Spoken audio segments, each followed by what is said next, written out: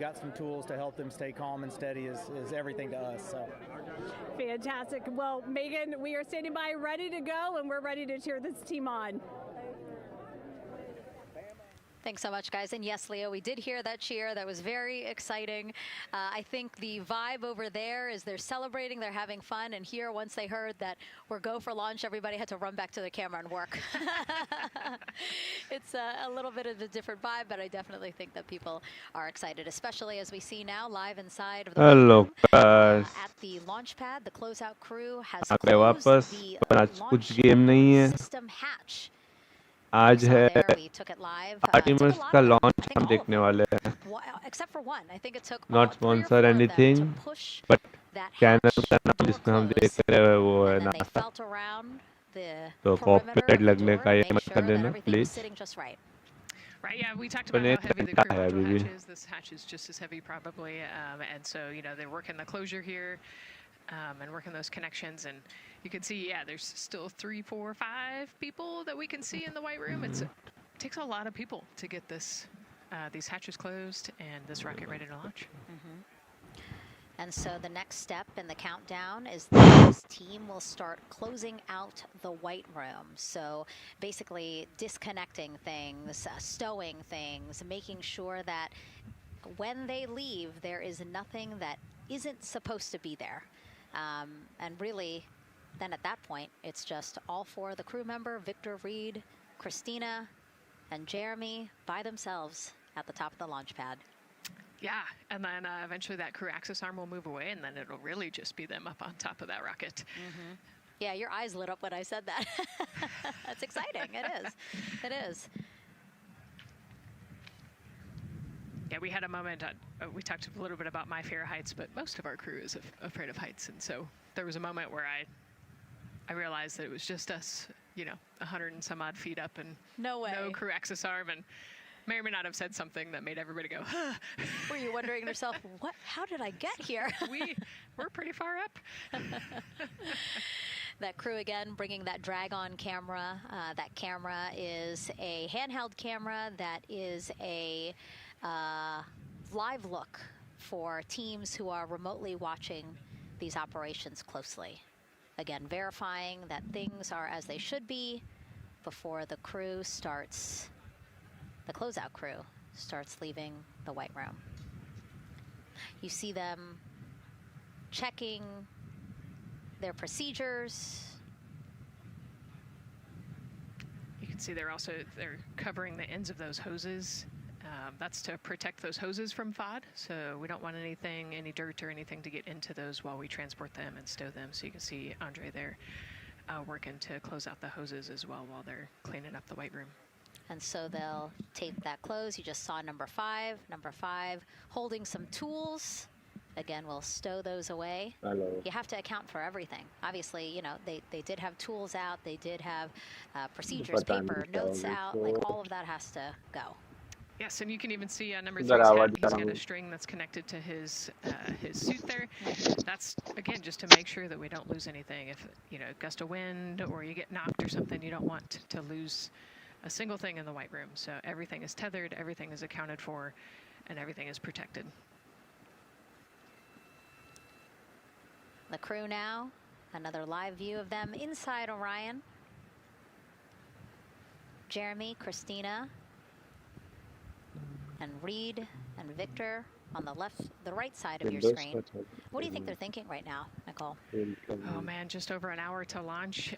You know, there's probably a little bit of a lull right now, monitoring some systems, but you can see Reed's got his feet crossed. So I think just trying to relax and, you know, pass the time by maybe thinking through the items that they're going to monitor through the launch, you know, the different jobs that each of them have throughout the launch. And once they get to orbit, you know, this first day on orbit is actually really busy for them.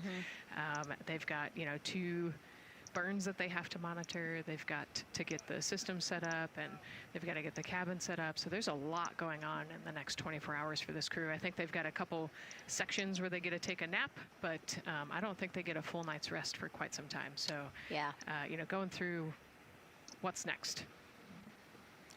And so as we say that, I mean, imagine what it would be like to live in a spacecraft for 10 days.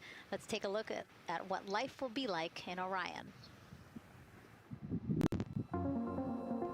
Artemis II is our first crewed mission back to the moon since the Apollo program. A lot of the focus of Artemis II is really checking out systems to be sure that we're ready and well positioned for continued human exploration. My name is Susan Baggerman, and I'm the Chief Health and Performance Officer for the Orion program and the Artemis II mission. And this is 10 Days in Orion.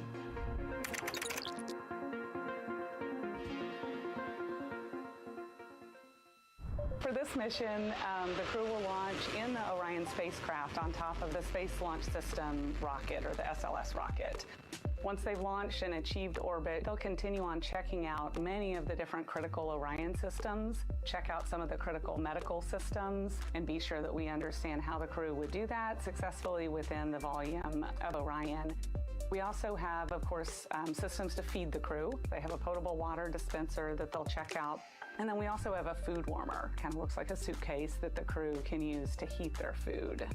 They're also going to check out the flywheel system. We'll have the crew perform some initial exercises. Part of that is to ensure that the flywheel is actually working, but part of it is actually to be sure that our environmental control systems are actually working. For sleeping, the crew will sleep in sleeping bags. Some crew members like to be very tightly bound up, and some like to float very free.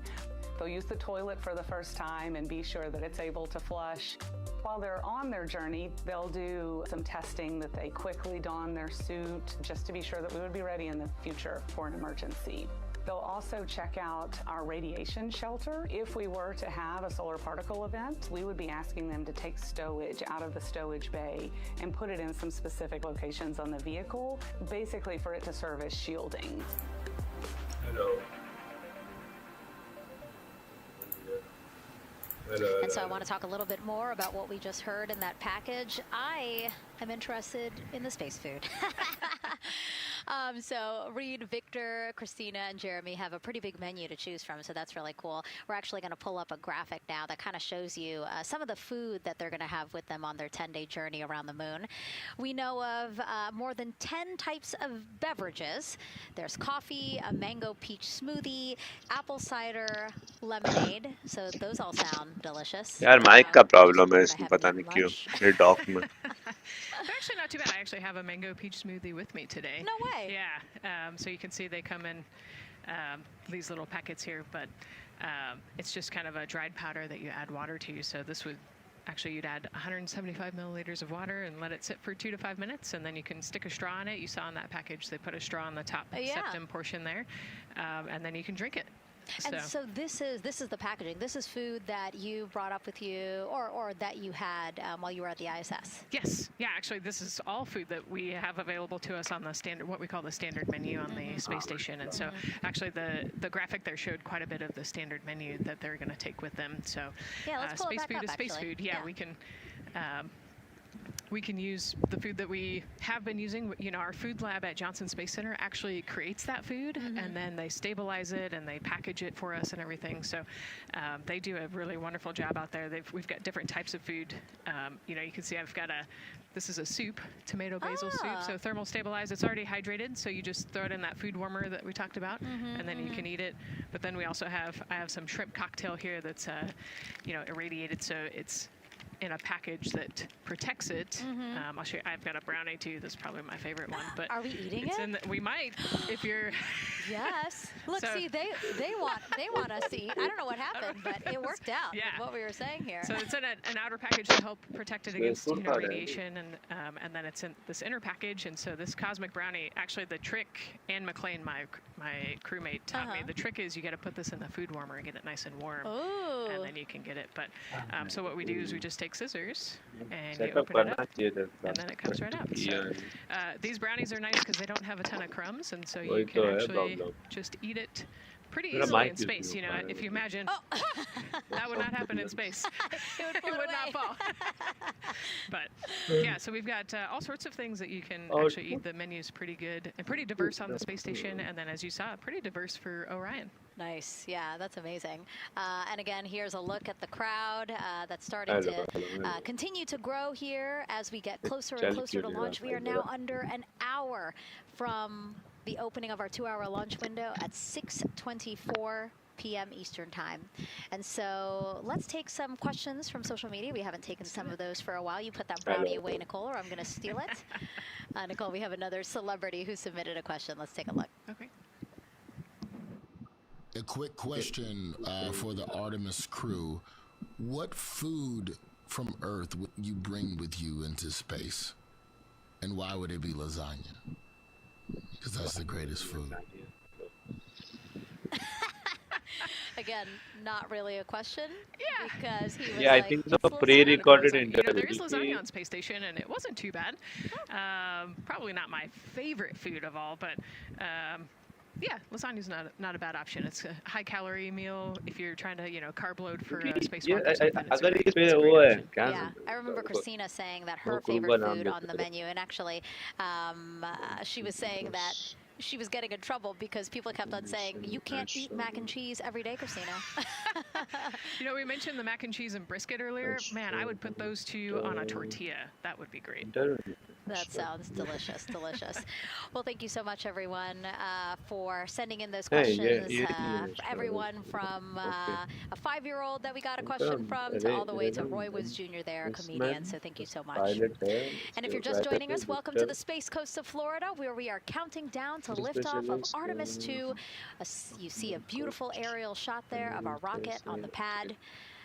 For the first time in more than 50 years, we are sending humans to fly around the moon and back, and we're taking you all of you with us on this next chapter of human spaceflight. I'm NASA's Megan Cruz, and this is NASA astronaut Nicole Ayers. Great to have you here, Nicole. Yes, this has been a beautiful day. Excited. We're continuing to march towards this launch. Yeah, and if all goes as planned, this crew could travel farther from Earth than any other humans before them and see parts of the moon no one has ever laid eyes on. How exciting. Yes. Exciting is an understatement, I think. That's you know, true. we're going to see the far side of the moon for the first time by humans in a long time. It's important. And as the crowd again builds behind us, more activity that you're seeing here at the Kennedy Space Center press site. We also have a ton of people gathering around the world to watch this history-making moment. So let's take a look at those watch parties now. Oh. That crowd has grown. We checked with them probably like 30 minutes ago, and it was half that. भाई लोगों को Again, history as we देखने get में मजा closer आता है and बनने closer to में launch, we are seeing more and more people gather together, wanting to experience this together, and not just in a vacuum at home, you know? Yes, this is so और exciting. हाँ मेरे Look को at ये all of those officially people. आया हुआ है ठीक है Man. And now here NASA we से are back in ना Seattle, स्पॉन्सर the नहीं Museum बट of तो भी Flight. Again, people नासा का प्रोग्राम gathered दिखाना there चाहिए इसलिए कभी to दिखाता हूँ मैं show their kid. We see someone walking 1 in the second hour row एक there. घंटा और है His Yeah. first crewed launch to the moon. How exciting. That is exciting. Hello, everyone. Woo. Oh, that's so great. And now let's get you up to speed on what's happened so far. Again, we are now within an hour of the opening of our launch window. So what has been happening so far today? Well, a lot.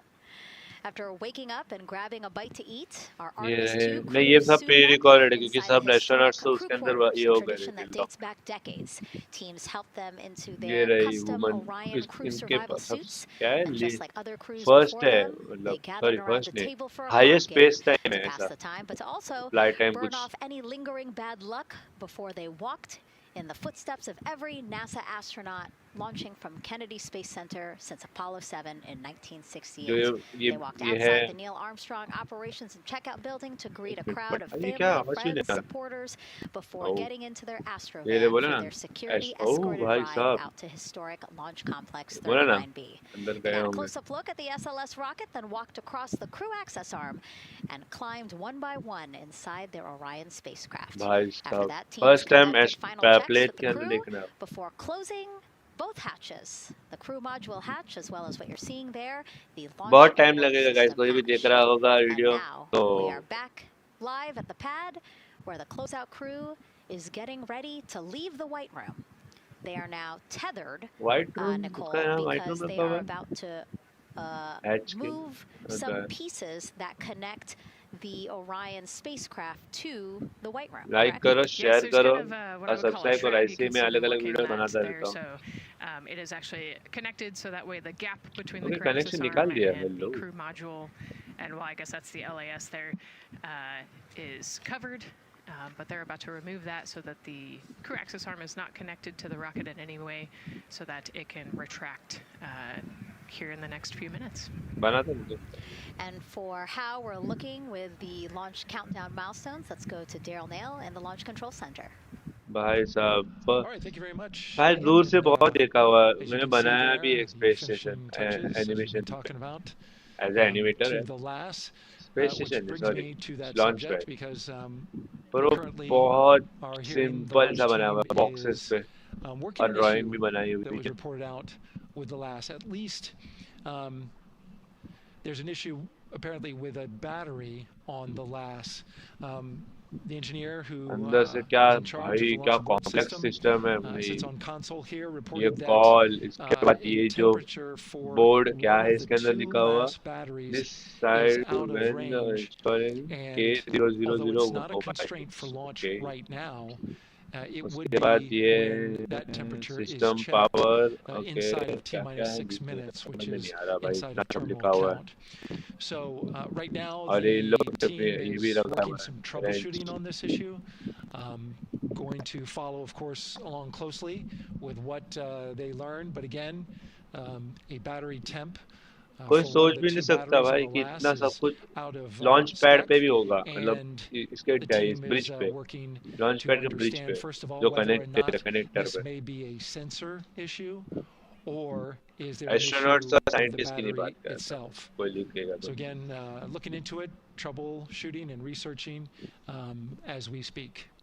With regards to the weather, we did get some good news there. Launch Weather Officer Mark Berger reported to the launch director that the weather chances have now 1 hour improved पहले for तो the window. भाई We दिन are O up भाई to 90% go, which is great news.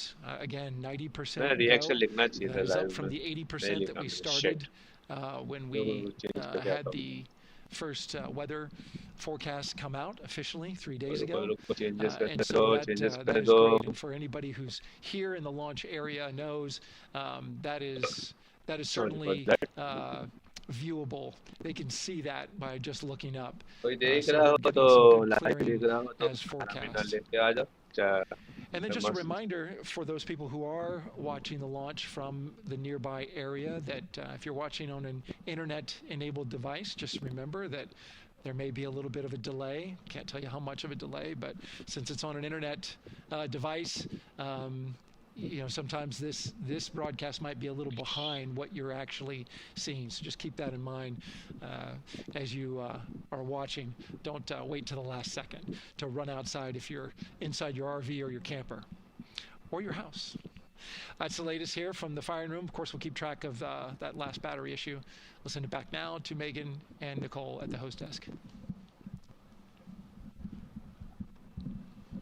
Two of them there had to be tethered to the inside of the White Room, because obviously now we have detached the White Room from the Orion detached हो गया. spacecraft. Yes, that view is quite something. Yeah, spectacular. Yep. Oh no, I'm sorry, I forgot. Nicole's scared of heights. An astronaut afraid of heights is actually not uncommon, as we've learned today. But yes, so obviously, again, things proceeding as we march closer to the opening of our 2-hour launch window at 6:24 p.m. Eastern Time. Again, the closeout crew just finishing up those last couple of things they have to do before leaving the White Room and then leaving the pad, leaving only the 4 Artemis II crew members inside the spacecraft by themselves at the pad. अबे इतने Yeah, सारे and then we'll be date दिया है curious भाई. to follow the battery issue on the LAS as well. I think sometimes it's just a sensor issue, sometimes it's a battery issue. So hopefully they figure that out quickly. And so if we can take a shot of the crew inside the capsule, if one's available, why don't we talk a little bit more about each of them? So we have Artemis II Commander Reed Wiseman. Baltimore native, and he's actually, you see his feet in that shot there from inside Orion. He's been in space once before as flight engineer for Expedition 41 aboard the International Space Station from May through November 2014. During the 165-day mission, Reed and his crewmates completed more than 300 science experiments in areas like human physiology, medicine, physical science, earth science, as well as astrophysics. They actually set a milestone for station science by completing a record 82 research hours in a single week. He also served as chief of NASA's astronaut office from December 2020 to December 2022. His 2 daughters were out to wave goodbye to him as he made his way to the launch pad. And again, there's Reed's feet. Reed is the one sitting in the seat to the right, closest to our camera there. So looks like he's relaxed by the body language of his feet. Yeah, you know, I think they're kind of in a holding pattern, if you will, or a waiting period. So it makes sense that he's a little bit relaxed. He's also, general, he's wicked smart, but has a demeanor that keeps everybody calm. And so I think we're seeing that here today. And so in this shot, Reed is the one sitting on the left, and to his right, Artemis II pilot Victor Glover. NASA selected the California native as an astronaut in 2013, and at the time he was actually serving as a legislative fellow in the United States Senate. His first trip to space, November 2020, pilot of NASA's SpaceX Crew 1 mission. That was the first operational mission of NASA's Commercial Crew program, which resumed launching American rockets from American soil to the International Space Station since the end of the shuttle program. Victor is a U.S. Navy captain, naval aviator who served as a test pilot, racking up more than 3,500 flight hours and more than 40 different aircraft. Sorry guys, mic So thoda again, he pata probably nahi hai, feels mic pretty ka at kya home kuch in the pilot seat of Artemis II. Yeah, I think he does. output ले नहीं रहा. He got to say goodbye to his wife and 4 kids. Again, those were the family that he had here at Kennedy Space Center before the 4 of them came out to the pad. I think so. And you can see there, we talked about ये Victor's energy इसने जो earlier, अपनी and you pocket can में see डाला him वो working GoPro है through, क्या? you know, pushing some buttons on the मतलब displays. Look like कैमरा है he's क्या? doing a little action bit of camera procedure, है. so he's following GoPro ये along मतलब and, ये ready to go, looks like. And then mission specialist Christina Cook, sitting on the upper left-hand corner of the screen there, native of Grand Rapids, Michigan. Yeah, Selected to the let's astronaut go. corps in 2013, same class as Victor. Served as flight engineer on the International Space Station from March 2019 to February 2020. During that time, she set a record for the longest single spaceflight by a woman with a total of 328 consecutive days Best of the space best out. crew लिया हुआ है She सब. also participated in the first ever all-female spacewalk. And before becoming an astronaut, Christina helped build space science instruments and led scientific fieldwork in some of the most remote environments on the planet. Her hobbies include surfing, rock climbing, community service, yoga, and photography. Go ahead, NCD. Okay. So A couple of suppressed check overload हो रहा है. messages. We're going to go ahead and Rocket clear those check off your हो रहा है. screen. We see them and we copy. All right. Okay. NASA test We're director. still working here, trying to get through everything. So we're getting close, and then trying to talk that other issue that we just picked up a little bit ago. But I think work-wise, we're doing really well. Okay. Sounds good, NCD. We're doing great on board. Glad to hear it. NASA test director giving an update to the crew. Some messages flashed on their displays. Just wanted to say that they didn't have to worry about that. We're going to clear that. And that also just reassuring the crew, again, that they are मैं tracking कुछ खाने and के लिए लाता हूँ working मैं. the issue with अभी the सो के उठा मेरे को भूला कि भूख launch लग गई. abort system battery. मैं इसके लिए सोया था भाई. खाना खाया सो गया मैं सीधा. All right. And then first-time flyer, Canadian Space Agency astronaut Jeremy Hansen will fly to the moon as mission specialist on the Artemis II भाई 2 mission. मिनट में The कुछ ये London, मत Ontario करो लगे. native, selected as an astronaut in 2009. After that, he worked as Capcom at NASA's Mission Control Center in Houston. Capcom stands for Capsule Communicator and is the sole direct voice communicating with astronauts while in space. Jeremy also participated in training exercises, really cool ones like living on the ocean floor off the coast of Florida to simulate deep space exploration for a week. In 2017, he became the first Canadian to lead a NASA astronaut class. He also enjoys getting out on a sailboat, rock climbing, and mountain biking. He has a wife and 3 children. And he's the one that you see bottom left-hand corner of your screen. I know, I'm trying to see what he's doing there. Christina's looking too. And so there is your Artemis II crew inside the Orion spacecraft. And this is actually the 7th time NASA astronauts will launch on a new NASA spacecraft designed for crew. And if you're wondering about the first 6 crewed test flights, here they are.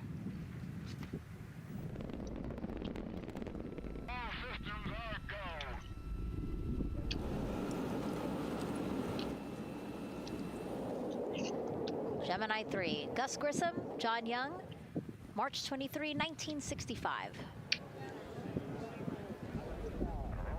Apollo 7, Wally Schirra, Don Isley, Walt Cunningham, October 11th, 1968.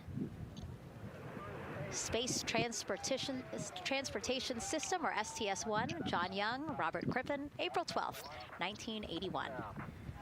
Then NASA's SpaceX Demo 2, Doug Hurley, Bob Behnken, May 30th, 2020, followed by NASA's Boeing crew flight tests. Butch Wilmore, Sonny Williams, June 5th, 2024. And now, Artemis II with Reed, Victor, Christina, and Jeremy. It is really surprising, honestly, to hear that through all these decades, through all these launches we've had, this is only our 7th new vehicle that we're testing for crew. Yeah, you know, we have so many different missions that we think about and we talk about, but really 7 vehicles that we've tested and that we're flying. You know, I like to think of spaceflight really as a permanent test, right? We have, you know, hundreds of missions or so. You know, an airplane that gets tested and then flown has thousands of data points. And so really spaceflight is always going to be in the test field. And I think it's important to remember that, especially as we put humans on rockets that we never have before, or for the 7th time we start a new vehicle and a new mission. Just getting word now that White Room closeouts are complete. And so the closeout crew is preparing to leave the pad. It's exciting stuff. We are making good time, and the closeout crew is doing really well. 41 minutes, 43 seconds and counting until the opening of our window. And Artemis II is a 10-day mission that will send the 4-person crew on a journey around the moon and back to Earth. It will be a critical step towards future lunar and Mars missions.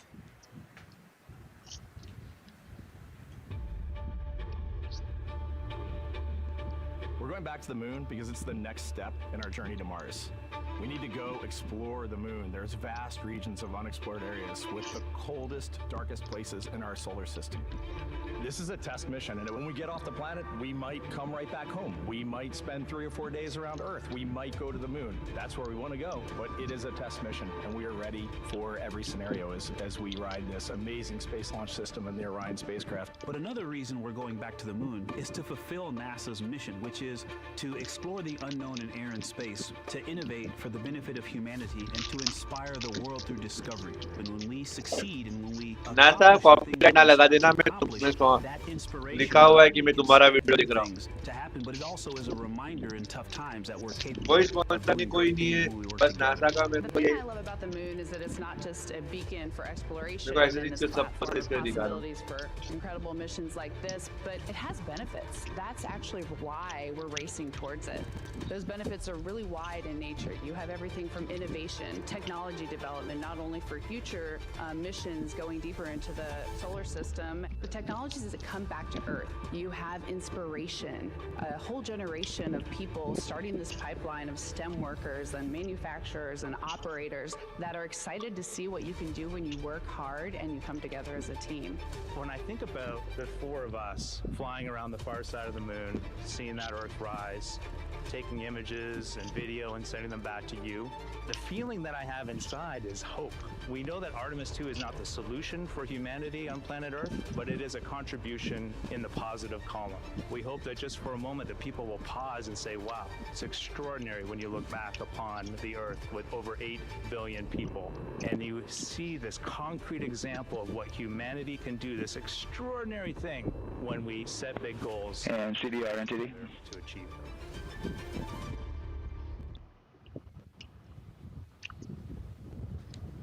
And so Mission Control Houston will control the flight of Orion after a liftoff here at Kennedy Space Center.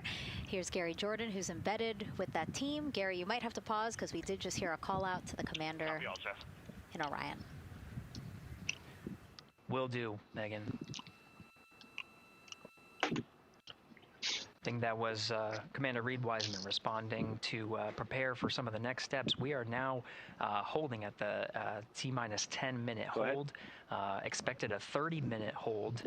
So we are well on the countdown.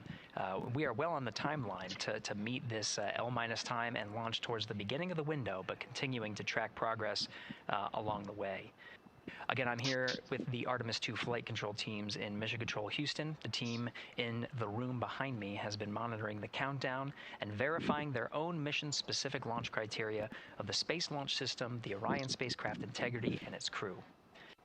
During the final poll before launch, if all looks good from each of the flight controllers in this room, Flight Director Judd Freeling will report a go for launch from Houston Flight. Upon liftoff, teams here take control of the mission and communicate with the crew while they fly on the Space Launch System. This phase of flight is highly dynamic, and each console position has a dedicated and important role of looking after critical systems.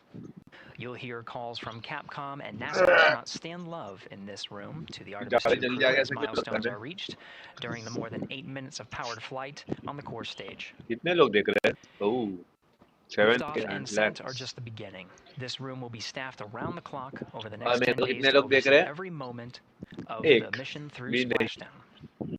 Here from the Johnson Space Center, we'll be streaming the mission live 24/7, so anyone can follow the crew's journey, take peeks inside the spacecraft, and share the experience of a lunar flyby with astronauts looking down at the moon's surface. Teams here have been rehearsing tirelessly in simulations to throw every conceivable and inconceivable scenario their way. We are ready and eager to begin the Artemis II mission. Still milestones to come as we continue the countdown, but we'll be right back with you during the ascent phase of today's flight. With that, Megan, I will send it back over to you at the Space Coast. So much, Gary. Under 37 minutes until the opening of our 2-hour launch window, 6:24 p.m. Eastern. I've never been more excited for a time. But why don't we send it back over to Megan Carter with the moon board to learn more about what happens after ascent. Absolutely. I am definitely also getting excited. Things feel like they're starting to pick up a little pace here. A lot is about to happen within the first 10 minutes of launch, but what happens after those first 10 minutes? Let me take you over here to my mission map so we can kind of jump ahead and let me explain a few things. So, our main engine cutoff is going to stand for MECO, and that is essentially where the rocket's job is done, and it is then going to turn the propulsion duties over to our ICPS. That stands for Interim Cryogenic Propulsion Stage. Don't try and say that too many times fast, but the ICPS is going to be first time in space propulsion. About 50 minutes into, after about 50 minutes into launch, it is going to conduct that first burn, and that's going to be the perigee raise maneuver. Essentially, what that is going to do is going to raise the spacecraft from a इनका मतलब ये है अब जो humans अभी scientist और astronauts को छोड़ के बाकी के जो भी ह्यूमंस है वो जो काम करने वाले हैं उस टाइम पे 4 ह्यूमंस स्पेस में घूमने वाले हैं 4 दिन तक मतलब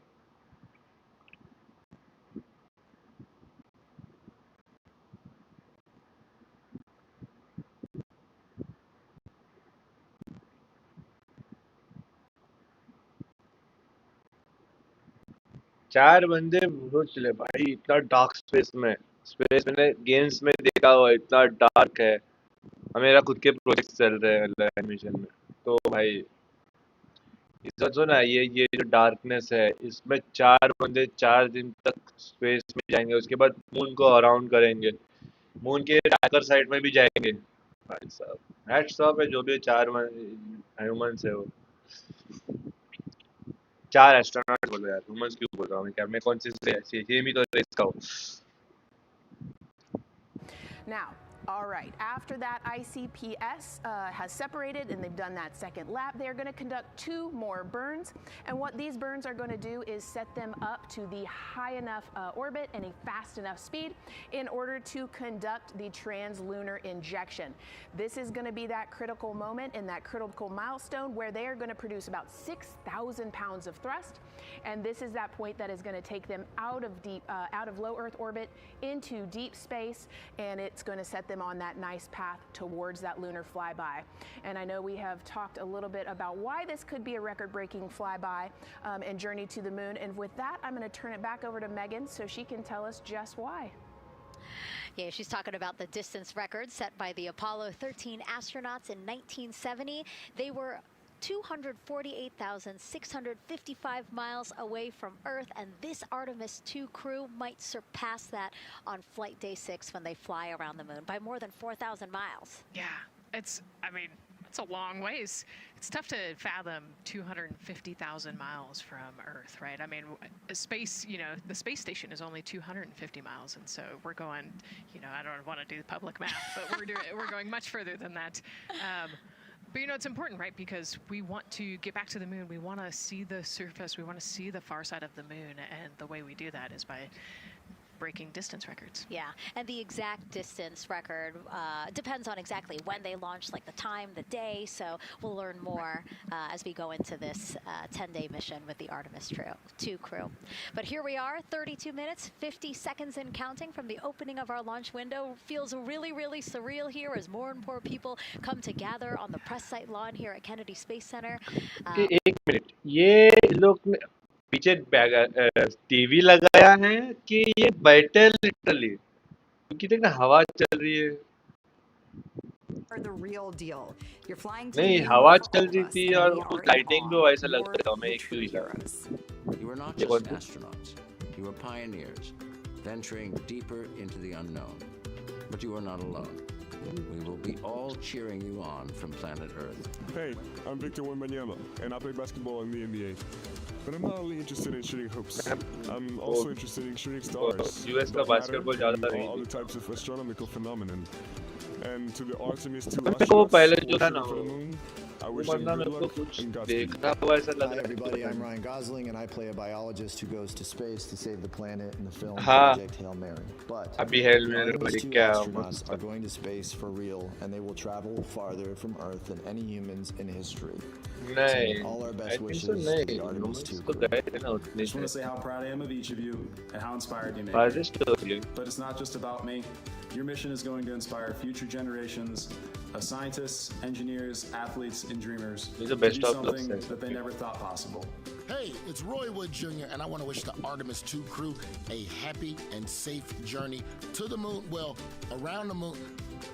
To go around, I know what you're Oh my doing. God, You it's gotta look going for a parking इसको space. This बच्चा लोग देने पर नहीं go हो पा around रहा the है। moon, make sure somewhere to park. Just and like then me, you भाई, park. तीन ही बंदों के साथ, तीन बंदों के साथ।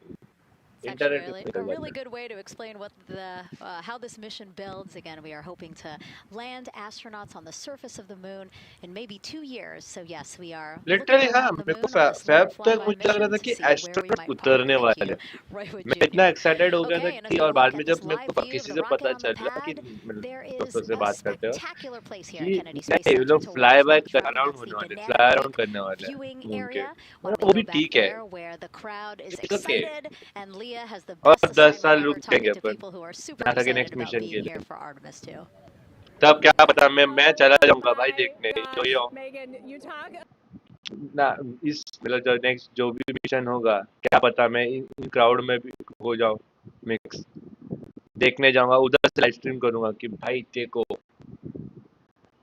About the small portion of the people across NASA who have been supporting this mission. तब तक तो कमा लूंगा इतना कि भाई जा पाऊं, 10 साल में इधर जाऊंगा, फैमिली को लेकर फिर अकेले जो भी हालत हो उसमें। STEM engagement. Jennifer Becerra, Johnson Space Center, the Office of STEM Engagement. Here we go, right back here. मैं मैं सोच रहा हूँ क्या बोल रहे हैं NASA Glenn Research Center, Joseph Pinakides. Joseph, here we go. Wes Furman from APL. Maria Arredondo from Headquarters, Next Gen STEM. Okay. Mark Robinson, Stennis Space Center, Commercial Space.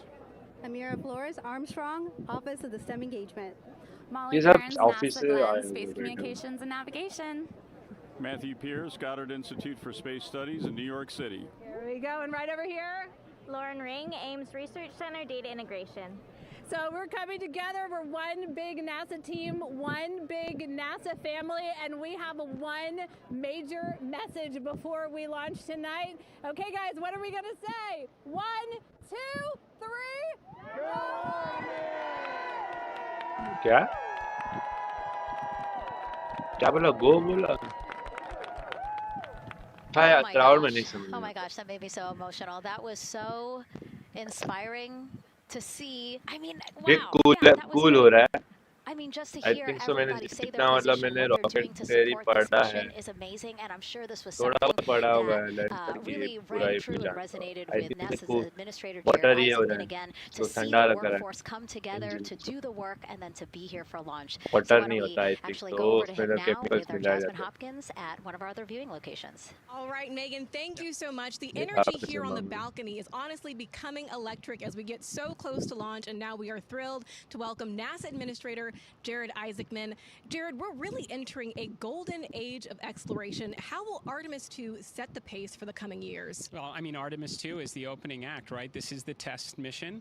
This is getting very comfortable with the अच्छा rocket SLS के rocket, बहुत the दूर Orion है spacecraft. No humans have ever flown on this before, right? And we're going to put it through its हाँ paces. We'll go on dark Earth side orbit of for a little bit, make sure Orion's doing around कोई okay, human and रहता then नहीं we है I are think so sending them, right? We're going to send them farther into space than any humans might have उसमें gone part before, कैसे है south pole 250,000 north miles pole away, east और and it's west going to है set up for the subsequent missions. That's why we're going into the golden age of science and discovery right now, because you're going to see moon rocket launch in 2027 when we do our testing with the lander. ये We're going to देखो go for the landing on Artemis 4 in कुछ 2028, round and in इधर से parallel, निकलेंगे we're going to build a चक्कर moon base, right? चक्कर And that is going to मारेंगे be filled with science discovery and tech demonstrations दो तीन और that's के going बाद to ऐसे जाएंगे support the enduring presence we're अब trying to create वापस on the आएंगे surface. Absolutely. So ऐसा honestly, जाके history-making ऐसा years जाके ahead of us, you know, with Artemis 3 sling and shot 4. But करेंगे first is Artemis अगर 2. Michelle What will be Mangal our किसी ने single देखा हो greatest इंडिया takeaway का from this इंडिया की mission? बात कर रहा हूँ Well, I'll tell किसी you, ने I भी mean, मिशेल after मंगल का ignition, to जानकारी me, है the moment that I'm going to sling be most shot बोलते हैं excited for is इसको splashdown. There's no question about that. Good shoots coming down इसमें off the west petrol coast. और But fuel भी look, I बहुत think बचता है the takeaway from this is gaining.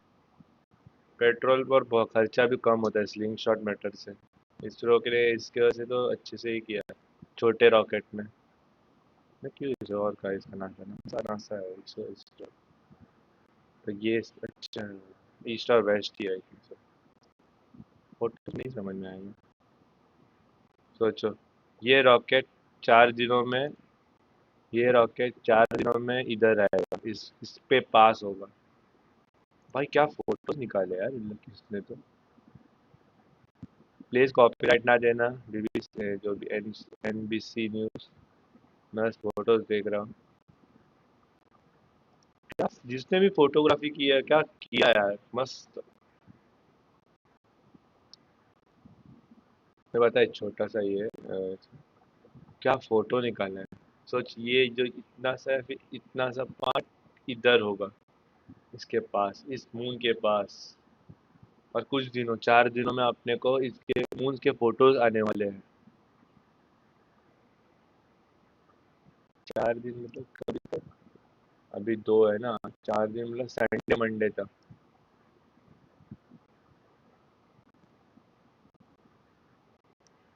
क्या फोटोज निकाले भाई किसने भी निकाले हुए मस्त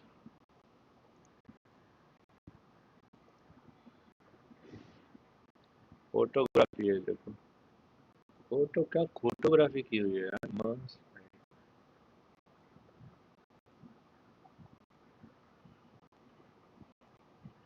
ये देखो ये अभी जस्ट डाला हुआ है लगता है आर्टिकल हाँ नहीं 5 घंटे पहले का 4 घंटे पहले डाला हुआ एक मिनट सोए हुए नहीं कुछ तो वाह भाई ये एडिटर लग रहा है थोड़ा इतना बड़ा थोड़ी है मून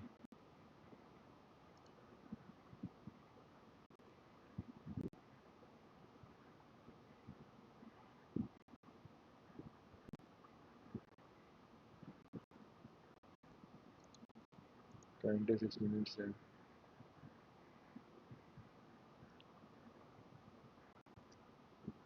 ये देखो ऐसा कुछ होने वाला, उनको एस्ट्रोनॉट्स कुछ ऐसा दिखेगा, कुछ ऐसा। व्हाट पर्पस है? हाँ, इसका पर्पस है कि जो कैप्सूल बनाया है इन्होंने नया, आर्टेमस, क्या नाम इस कैप्सूल का, जो पॉट है ये वाला, नासा ने जो नया पॉट बनाया हुआ है उसको test, solar radiation, solar winds और सबके टेस्ट देखने, इसके अंदर जाके एस्ट्रोनॉट जो जा रहे हैं आगे जाके फ्यूचर में जाएंगे वो सही सलामत रहे और कैसे मतलब मिल पाए।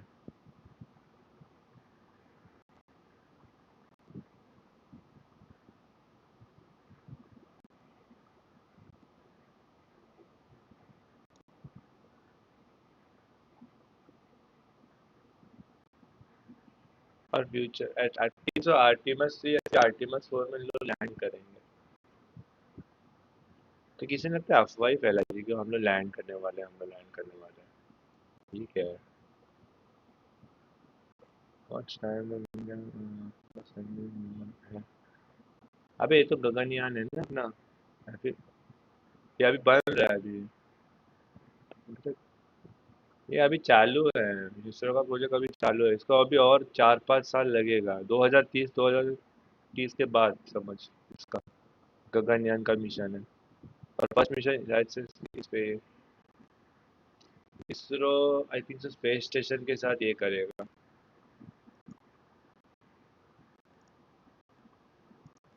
Greatness comes not only from what we've done, but what we're still determined to discover.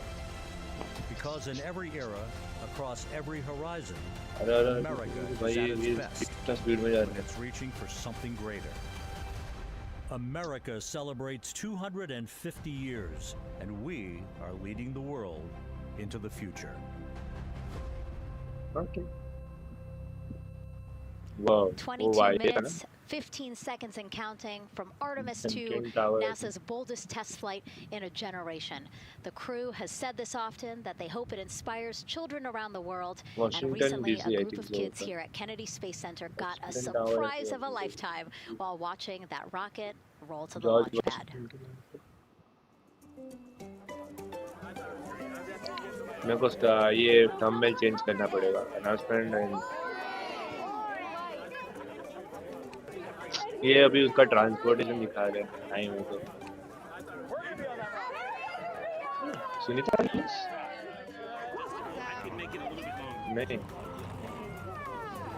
Did you see it? Okay, so everybody's looking at the rocket. Yeah, I say yeah, astronauts are really cool. One of the coolest things happening over there right now, though, is it's on top of a giant tractor. Doesn't all food come in like tubes? It's in these. मेरे को वही लगी bro, look bro,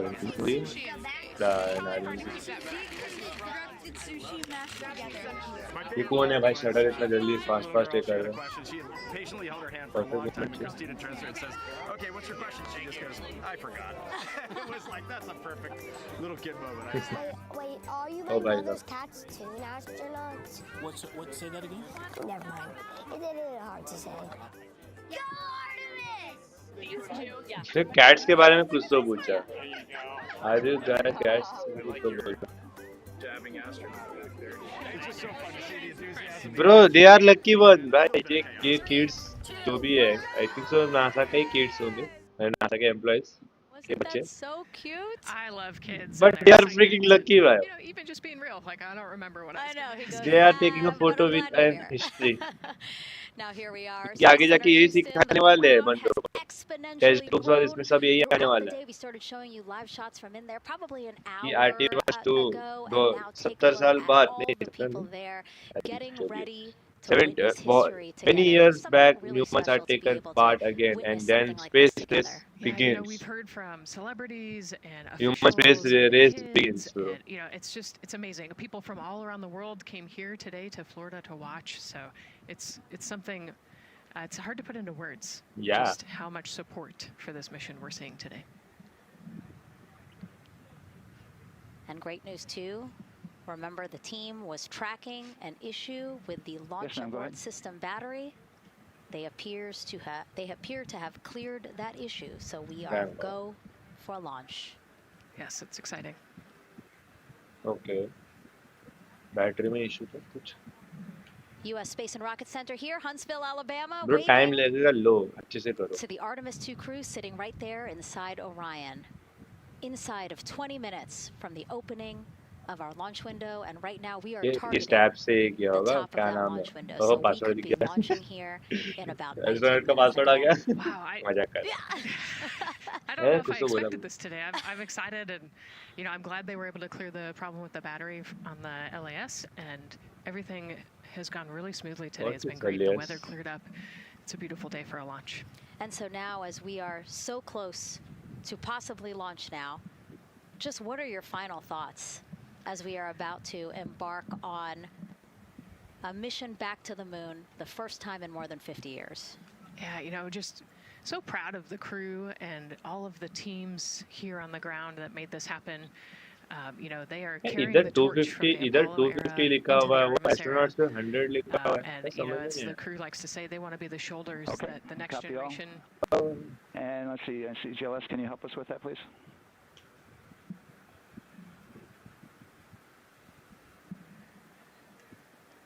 They want to be the crew wants to be the shoulders that the next generation.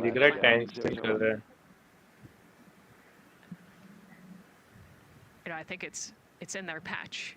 We're going for all. It's in the name of their capsule. 921 humility and the professionalism of everyone that got them there today. So proud of them. We love them. We're excited for them, and we cannot wait to see what they see. Just leveraging everything we've learned so far as an agency, taking us from Apollo now to the launch pad here, 39B, with Orion and SLS poised to again fly us into the history books. And before we leave you now here at the host desk to get back into operations, we just wanted to answer one question for you guys. We asked you earlier on today, what are you most excited for? And we asked you to go vote on Instagram and Twitch. Instagram, you guys said launch. Twitch, you guys said lunar flyby. So I think you guys will all be very excited since we are now about 17 minutes from the opening of our launch window today. And so with that, as we approach terminal count, let's send it back to Daryl Nail and All right, thank you, Megan and Nicole, and just want to give you an update on the launch abort system that you just reported that they cleared. They believe, they're convinced this is an instrumentation failure. So there are 2 batteries on the LAS. The LAS, of course, and with the help of my 2-year-old son's model rocket, Daniel said I could use this, so it's okay. The LAS is right here. It's the tower above Orion. Orion capsule's inside of here. It's used to pull Orion off the rocket in case the rocket something's going on with the rocket, either on the pad or in flight. 2 batteries are bad. Well, I'm sorry. One of the 2 batteries reported an out-of-family temperature, and it was very much out of family. And so they checked their data going back into the vehicle assembly building where they recharged the batteries and worked on them. And they have good, solid data, they reported, that tells them that this is an instrumentation failure, that there's something wrong with the sensor. And so they took it before the mission management team, which has to accept the risk, any changes to launch commit criteria, which this would be one, and they all fully accepted it. So now we are clear as far as that constraint is concerned. And one quick thing as we count down now, we are getting into the final minutes before liftoff. There's a 2-hour window. We haven't quite set the T0 yet, but this is a list of the cutouts. There are 150 cutouts that are included for this 2-hour launch window, and that's important. They're in very small print. That's important because there's basically 16 minutes inside this window that they cannot launch, and these are because of small things flying in orbit. There's a lot more things in orbit than there were back in Artemis I when we had 35 to 40 cutouts. So that for that reason, because of these 156 cutouts, they're going to be managing the launch window as we go forward. So they may have to wait out one of these cutouts. They range in time between 2 seconds to 23 seconds, but you'll hear the NASA test director talk through that. We're getting ready to merge that loop from NASA test director Jeff Spaulding.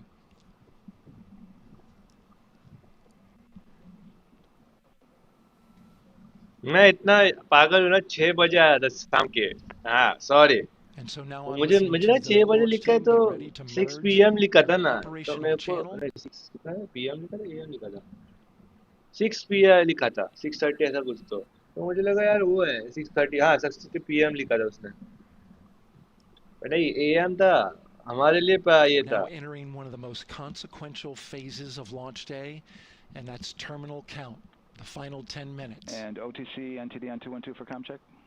Good, comm. How me? I hear you the same. STC? GTC? GTC is on 212. All right, copy that. NASA Test Director Jeff Spaulding confirming communications with his team.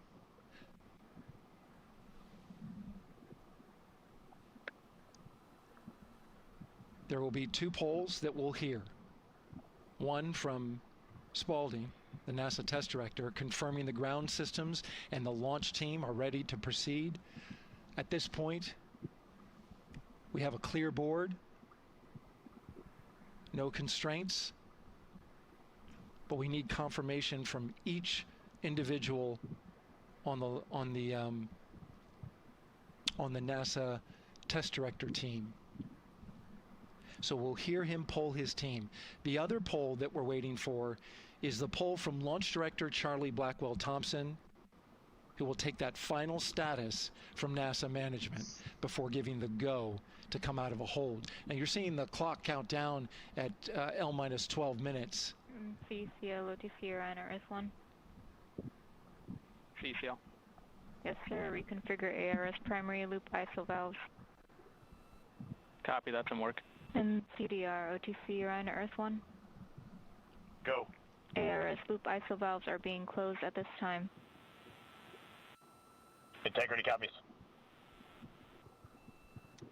NGDLP. Go. Yes, I had a discussion with CIS and with MER manager regarding the observation the CIS had a few minutes ago. They were able to confirm with BCI photos that the condition that they observed has been there since 2025. MER manager has had a chance to review the findings, and they do not have any constraints from either a CIS or MER manager perspective. Okay. Copy all. And Launch Director, NTD, you copy? Yes, sir. I copy. That's good news. 10 minutes to go, 10 minutes to go. ARS primary To make human history. Complete. Copy.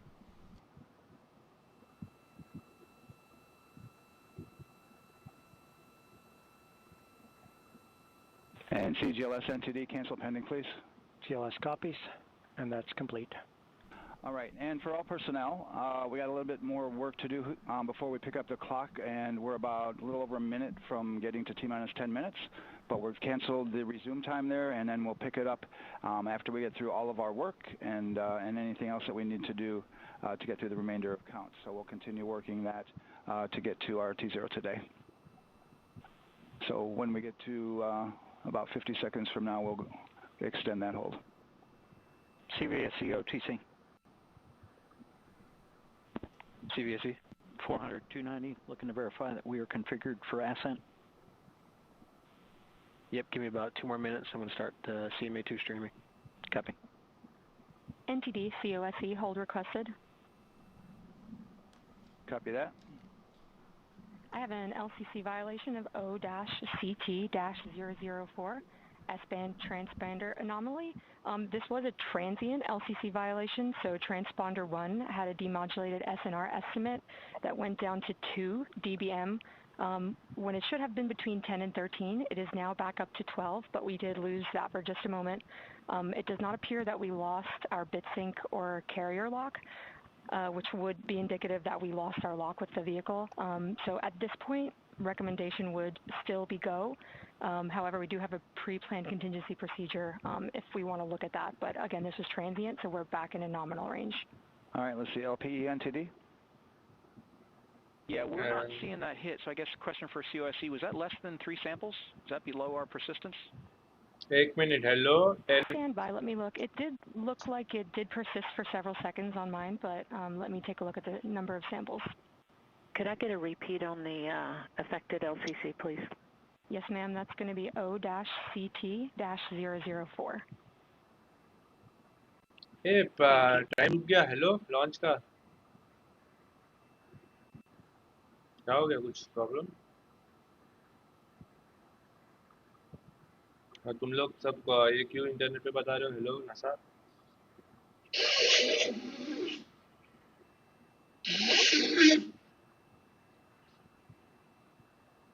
अगर बता रहे तो मतलब कुछ है नहीं ज़्यादा, अच्छा मतलब secret technically please. Yeah, us taking a look at the data right here, looks like that was a single sample. Yeah, copy that. RFTS does report that they also lost lock for about 5 seconds. So I would love to ask KUS and see if they also lost lock with the vehicle for any extended amount of period.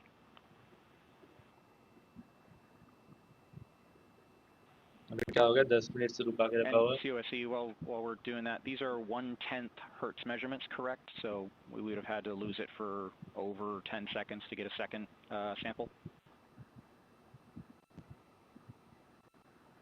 Yes, sir, that's correct. It is 1/10 hertz. Yeah, so from our perspective, the allowance is effectively up to 30 seconds, up to 3 samples based on the 1/10 hertz. This is not an LCC violation, I believe. Yes, sir, I would agree with that at this point. Copy that. We're checking with KUS on 232. I don't think they have 212 access. We're trying to verify, but it sounds like they have a loss of lock as well. About 2 seconds. Okay. And I guess for both KUS and COSC, do we have lock now? That's affirmed. We do have lock for COSE.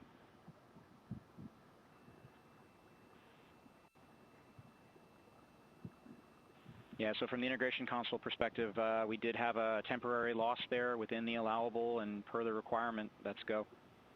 And this is Houston Flight. We have lock and we have good telemetry here in GSE. And KUS is reported to they have good lock now. So with all of that, OSC, then are we in a go configuration per your LCC? Yes, sir. Recommendation would be go. Right. LP, you concur with that? Yes, sir. LP concurs go. And Launch Director? Yes, sir. Launch Director concurs go. All right, and I'm going to go ahead and just verify everybody has everything else complete, Launch Director, and if we do, we'll be ready to pick up the poll at that time, unless there's something else that you're aware of. No, sir. Let's verify all our work is complete, and I would like one last check of our constraints list. All right, let's see. OTC, are you still waiting for ComConfig, or are you complete? That is affirmed, sir. Okay, yeah, you only open item? Yeah, OTC, this is CVSC. That 400 step 290 is complete. Copy. Okay, so OTC, you're complete with all of your work? That's affirmed. All right, copy that. STC? STC is complete. And GTC? GTC is complete. Okay, excellent. All right, and LPE, just want to verify we have no open constraints at this time. No open constraints. We have a clear board, sir. Okay, tracking the same here. And Launch Director, with that, we are clear and ready to pick up the launch readiness poll with your go. All right, sir. I am go for the poll. All right. And for all personnel, this is the NTD conducting the Artemis II launch readiness check. Verify ready to resume count and go for launch. OTC. OTC is go. STC. STC is go. GTC. C's go. MCO. CO is go. Safety console. The safety console is go. LPE. LPE is go.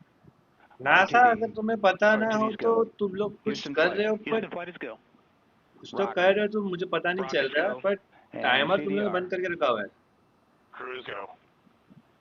Copy that. Thank you, Reed. And Launch Director NTD, our launch team is ready to proceed at this time. All right, NTD, I copy all. At this time, I'll perform my poll. Attention on the net. This is the Launch Director performing the final poll for launch. Verify no constraints and go for launch. EGS, Program Chief Engineer. Artemis Chief Engineers are go. Copy, thank you. EGS, Chief Safety Officer. The Artemis CSOs are go. Copy, thank you. Range weather. Launch weather is go. Thank you, LWO. And Artemis MMT Chair. MMTs go. Thank you, John. And Integrity Launch Director. Good to hear your voice, Charlie. PLT. Thank you, Charlie. This is Victor. We are going for our families. MS1. This is Christina. We are going for our teammates. MS2. This is Jeremy. We are going for all humanity. All right, Charlie, your Artemis II crew is go for launch. Full send. I copy that. Reed, Victor, Christina, and Jeremy. On this historic mission, you take with you the heart of this Artemis team, the daring spirit of the American people and our partners across the globe, and the hopes and dreams of a new generation. Good luck. Godspeed, Artemis II. Let's go.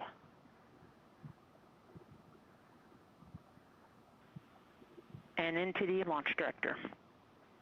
Go ahead, Launch Director. Yes, sir. You have a go to proceed with countdown. Copy that. I'll put it in work. CDR, NTD. Go. Your risers and initiate short purge per your EPROC 10.1.1, steps 8 and 9. 10.1.1, 8 and 9 going to work. Copy. CVSE NTD, start and verify recordings of our Orion cameras. Copy. Okay. Well, there you heard it. RSR NTD. RSR. They're getting ready to start terminal count. arm rotation enable at this time, please. It's currently at T-minus 10 minutes. Once we wrap up this last bit of work, SNA arm rotation enable complete. we're going to start that clock. Copy that. Thank you. Okay. कुछ तो हुआ था तो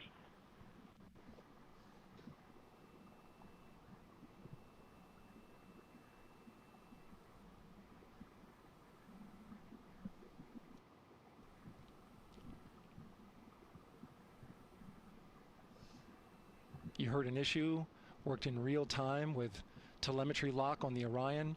It was transitory, it was very short. They checked the data, confirmed that they had a good lock. This was with the S-band transmitter on the Orion. Worked through that issue, looked at the data, and cleared it. All with the world watching. Impressive work by the launch team. So we have a 2-hour window, which starts in just a few minutes at 6:24 p.m. Eastern Time and goes until 8:24 p.m. Eastern Time. And ECL NTD will be waiting for your verification on the short purge. ECL copies. And for all personnel, once we get that short purge verification, we'll verify that we are clear to go, and then we'll proceed with the terminal count.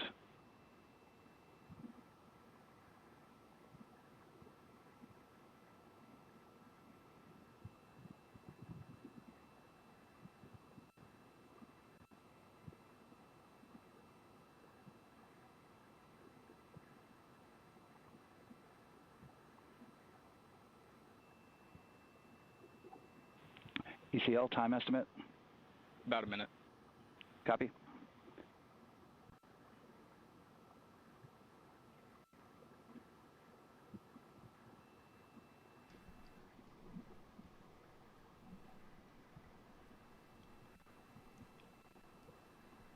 So we're going into the launch window, but not by much, it looks like.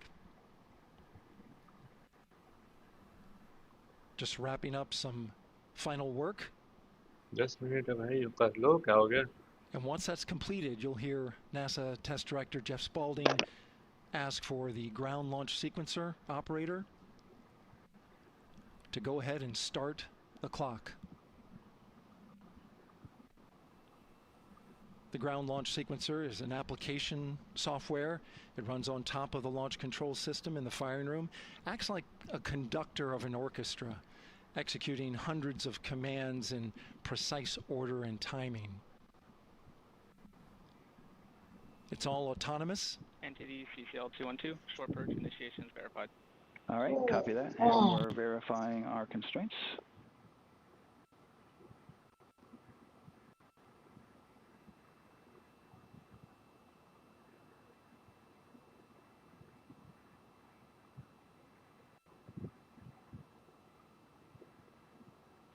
All right, and we're clear from cutouts. And with that, we're going to resume the clock momentarily. And CGLS, you can resume the clock on your mark. GLS copies. 3, 2, 1, mark. GLS mainline has been initiated. भाई आधा घंटा और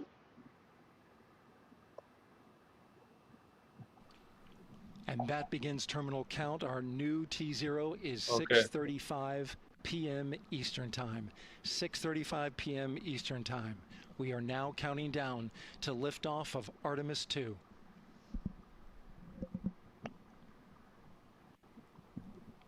From now on, you're going to hear two voices on the loops.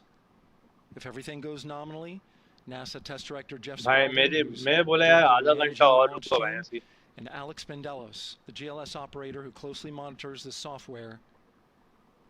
He has the ability to stop and restart the countdown.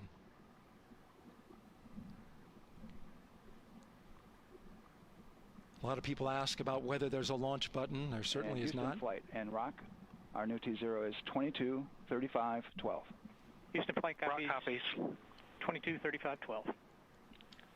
Affirm. There you heard confirmation of the exact T0, 6:35 and 12 seconds p.m. Eastern Time. Again, our T0 is 6:35 and 12 seconds p.m. Eastern Time.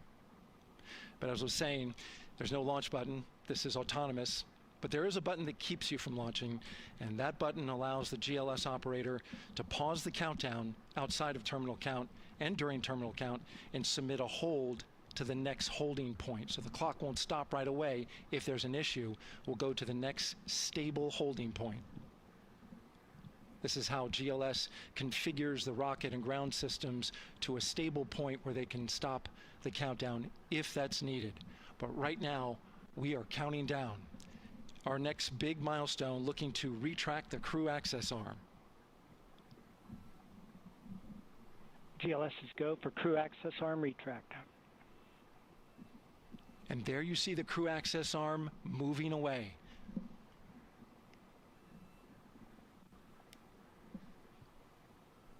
That's the path that the astronauts took to ingress into the rocket.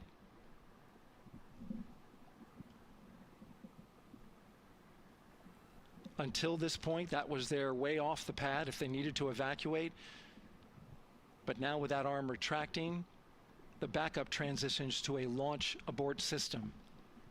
Okay, bridge निकाल रहे हैं. Shortly. Bridge निकाल रहे हैं, चलो, finally. Of course, the launch abort system. Great shot there of the crew access arm retracting away. The launch abort system is the tower at the top, and that's what would pull Orion and its crew off the top of the rocket in case of an emergency, whether it's on the ground or in flight. This is critical safety hardware that protects the lives of the astronauts.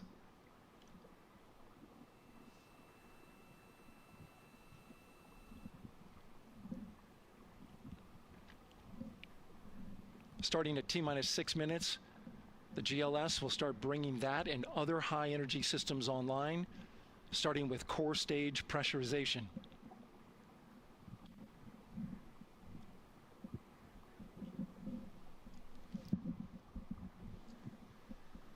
Six minutes on.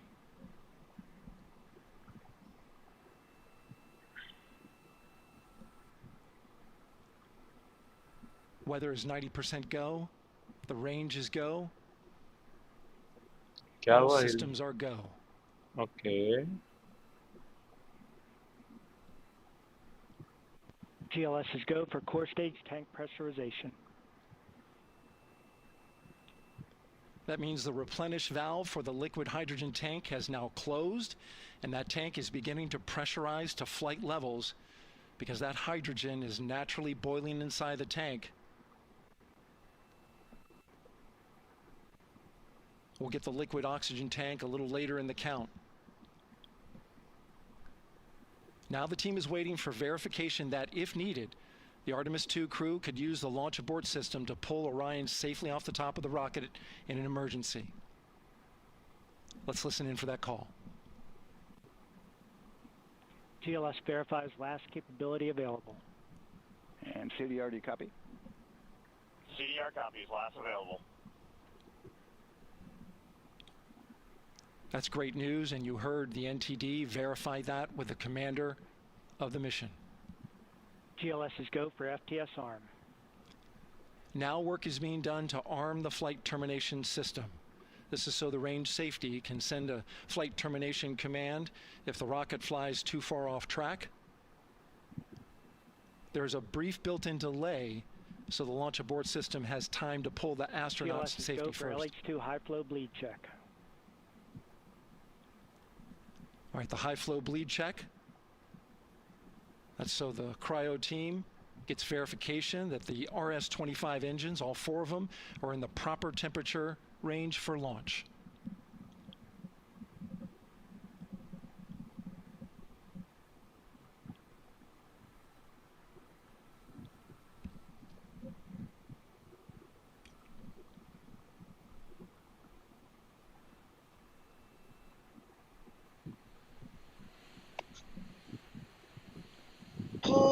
GLS is go for core stage APU start. Core stage APUs start. Those are auxiliary power units. High-speed turbines which provide pressure to hydraulic pumps that steer the RS-25 engines. We're going to see a gimbal test a little later at T-minus 2 minutes and 30 seconds. This is what allows that to happen.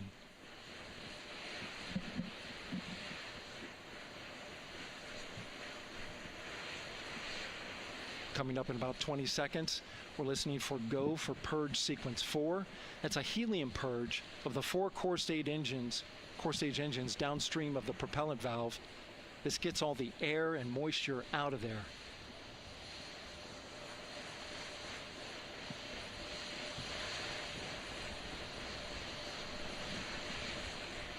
GLS is go for purge sequence 4. Moving through the milestones. All is looking 3 good. minutes to go. Coming up in just a few seconds, we're going to get that thrust vector control actuator test. This is a gimbaling of the engines.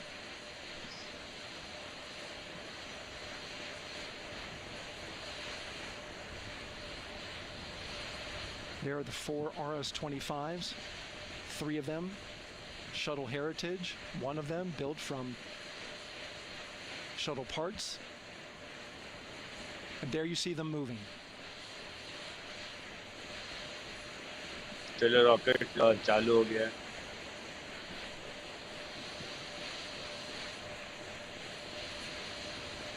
Now we're going to start moving the power from both the upper stage and the lower stage of the rocket to internal, taking ground power away and now going to battery power.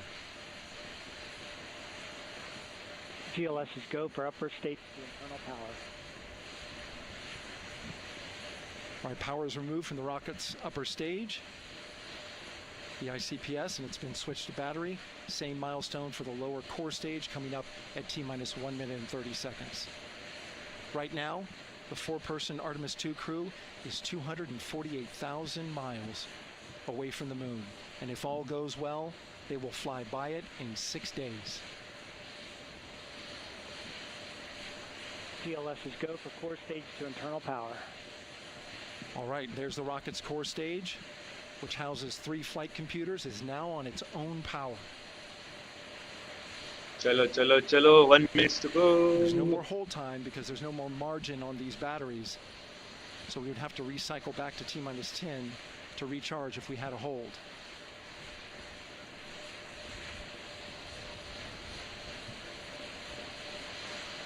One minute. Right now, the rocket does not know what the T0 is, but coming up at T-minus 33 seconds, control shifts from the ground launch sequencer to the rocket's onboard autonomous launch sequencer, or ALS. The rocket will count itself down, but honor any holds that could come from the ground. Now, shortly after liftoff, Houston will take control of the rocket, and my colleague Gary Jordan will take over commentary. GLS, go for ALS. Great call out. The rocket is on its own. 4 brave explorers ready to ride the most powerful rocket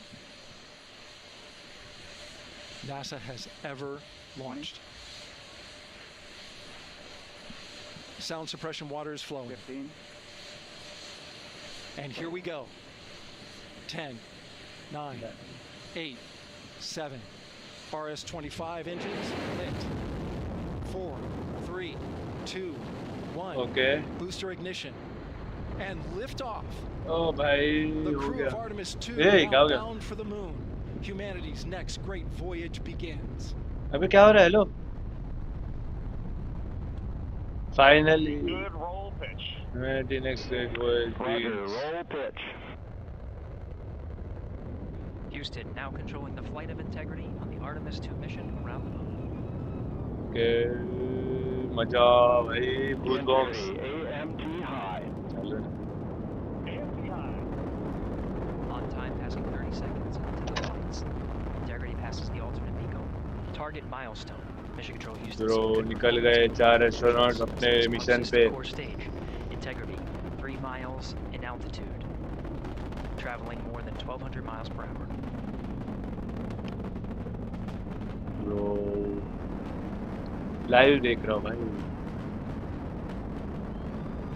ये क्या है? Okay.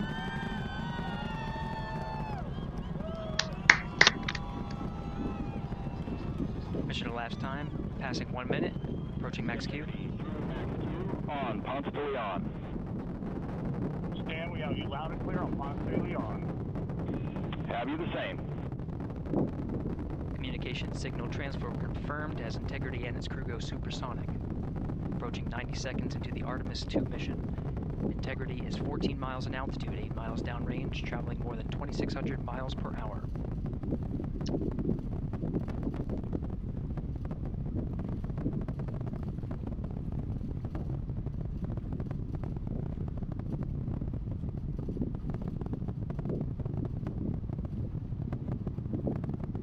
Minute 50 seconds of mission elapsed time, standing by for main engine throttle down to 85%, ahead of solid rocket booster separation, expected at the 2-minute 9-second mark. We see throttle down.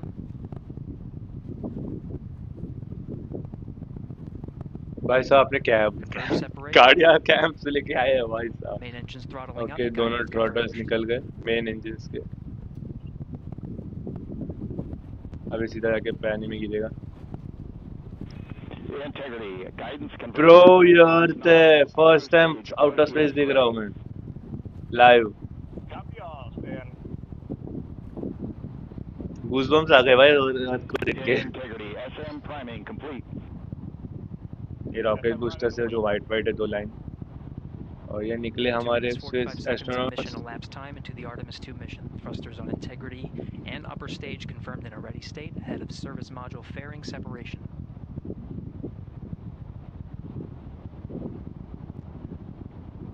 Minutes into the flight. Integrity 49 miles in altitude, 78 miles downrange, now passing 5,000 miles per hour.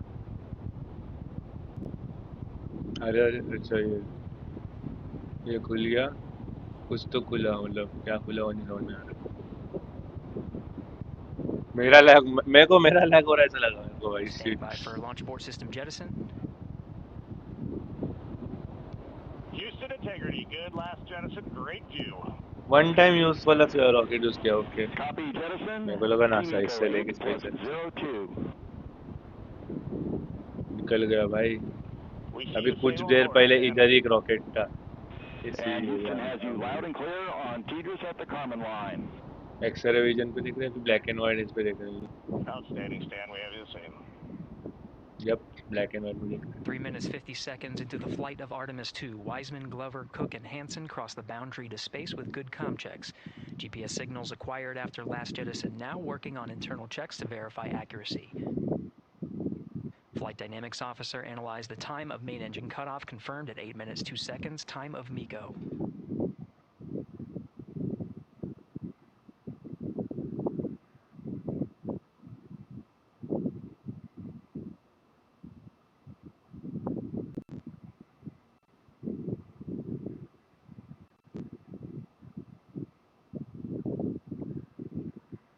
Plus 4 minutes हो गए. By space नहीं. Integrity, GPS processing. Outstanding, Stan. We see the same, and we have a beautiful moonrise. We're headed right at it. मोने के साने हो? ये देखो. Approaching 5 minutes into the flight, Commander Reed Wiseman confirms he has visuals of his destination. GPS guidance, navigation, and control software finishes internal checks and sends to navigation channels. I think सारा separation अभी कर देंगे. Integrity, 3 engine press. 3 engine press. On time now, passing 5 minutes 20 seconds of mission elapsed time into the Artemis II mission. At this point, 3 good main engines are all that's needed to carry Integrity to a nominal main engine cutoff target. Though at this time, we're seeing 4 good engines here in Mission Control Houston. Integrity, 75 miles in altitude, 330 miles downrange, approaching 10,000 miles per hour.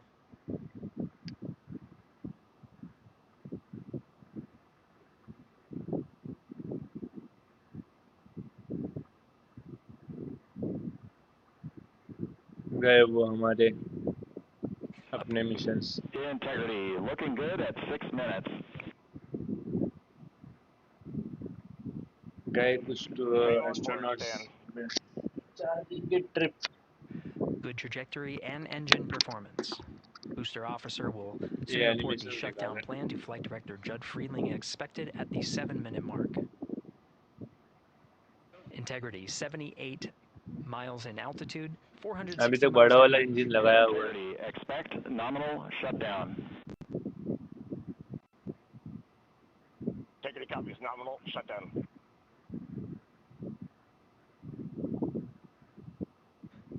Six minutes 40 seconds of mission elapsed time. Shutdown plan is मैंने सुना है इन लोग ने NASA ने इसके अंदर कुछ नाम भी रखे हुए हैं. कुछ मिलियन नाम्स है इसके पास. जो moon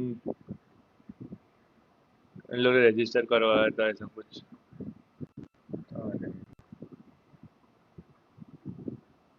7 minutes of mission elapsed time. Throttling down as we approach the abort once around option. Milestone at the 7-minute 30-second mark. Now 84 miles in altitude, 650 miles downrange, traveling more than 15,000 miles per hour. Integrity, AOA open. Main होगा. AOA open. The window is now open for an abort once around option that would target splashdown in the Pacific Ocean. Still following nominal ascent at this time.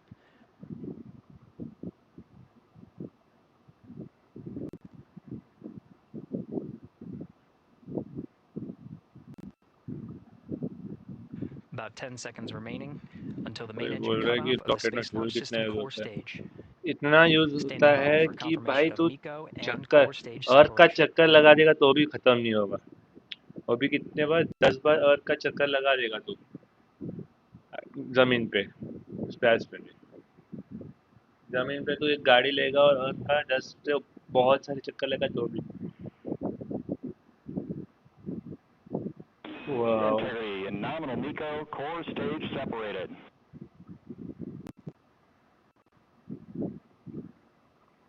We see the same on board, Stan. Third person mode, भाई. 8 minutes 40 seconds into the flight, we have a nominal main engine cutoff heading in the right trajectory on the way to swing around the moon. Core stage has separated, done its job. The Space Launch System upper stage, the inner rim cryogenic propulsion stage, or ICPS, still attached to the Orion spacecraft. body भी खत्म हो गई.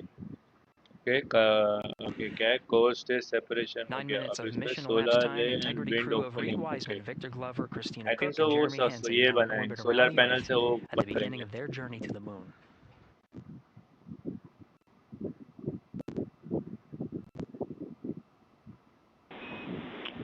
Integrity Houston. जो अभी दो गए ना, वही बिलियंस ऑफ बिलियंस डॉलर्स के होंगे. ये दोनों भी छूटे हुए. तो इधर ही बिलियंस डॉलर गए पानी में. मतलब रिसर्चर हो तो और $1 ट्रिलियन तो कमाएंगे. Capcom Stan Love's और ह्यूमैनिटी को अलग से. Now reminding the crew that Cost the wise का बहुत perigee है. raise maneuver time of ignition ऐसा कुछ is करना. as Velocity expected Earth prior miles to 1 2 booster 3 ignition. That 2 time being lakh 49 miles minutes 50 seconds कितना of हो mission रहा है? elapsed time. 2,42,000 miles दूर है अभी. स्टेट मिशन नहीं, साइड में. स्टेट मिशन में आई थिंक तो आधे घंटे, सॉरी 6 घंटे 7 घंटे में पहुंचेंगे. ऐसा जो भी 10 भी हो सकता है.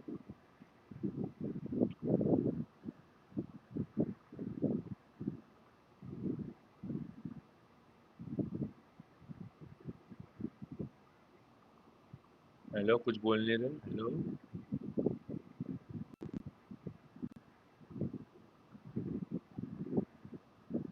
क्या हो गया भाई? लोग बोल नहीं रहे. Integrity, good. Neds deploy. Okay. Good net deploy. Good net And good, Neds.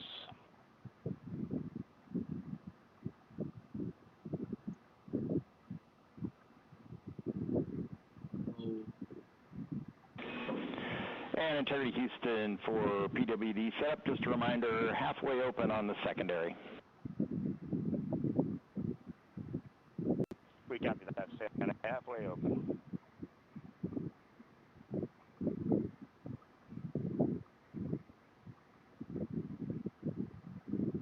Passing 11 minutes of mission elapsed time. Here, overhearing the conversation between Capcom Stan Love and Commander Reed Wiseman, already passing some milestones. We have a good nozzle extension deployment system. That is confirmed. Complete. We also have the visors are confirmed up. Now past the dynamic phase of flight is ascent. Their launch and entry suits that provided them an extra layer of protection. Now not as needed. They're going to raise those visors. And later in today's mission, they will begin to egress or get out of the suits to begin some of their initial tasks of activating some of the systems aboard in the Integrity spacecraft. It's passing 12 minutes of mission elapsed time. Again, the perigee raise maneuver that's targeted near 50 minutes of mission elapsed time, 49 minutes 50 seconds. That's what the crew is going to be working towards. The Commander Reed Wiseman, pilot Victor Glover will focus on preparing for that milestone.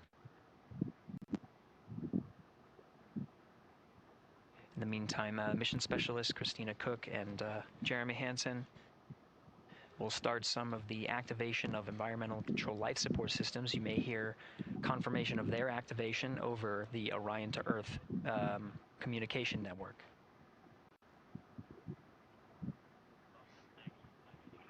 Houston, C3 aux power back in auto. Copy C3 aux, and we're 2 minutes to maneuver.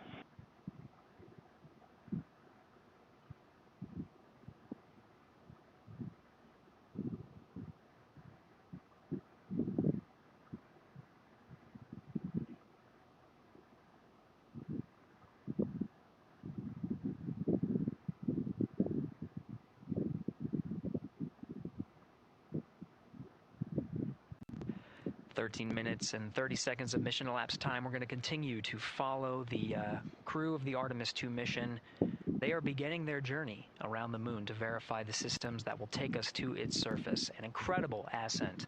Artemis II is underway. Reed Wiseman, Victor Glover, Christina Cook, and Jeremy Hansen begin their journey to the moon. Still milestones to come up as we await solar array deploy and the critical burns that will get Integrity into high Earth orbit around the Earth before engines are fired to get us around the moon. We'll keep tabs on Integrity and its crew from here in Mission Control Houston.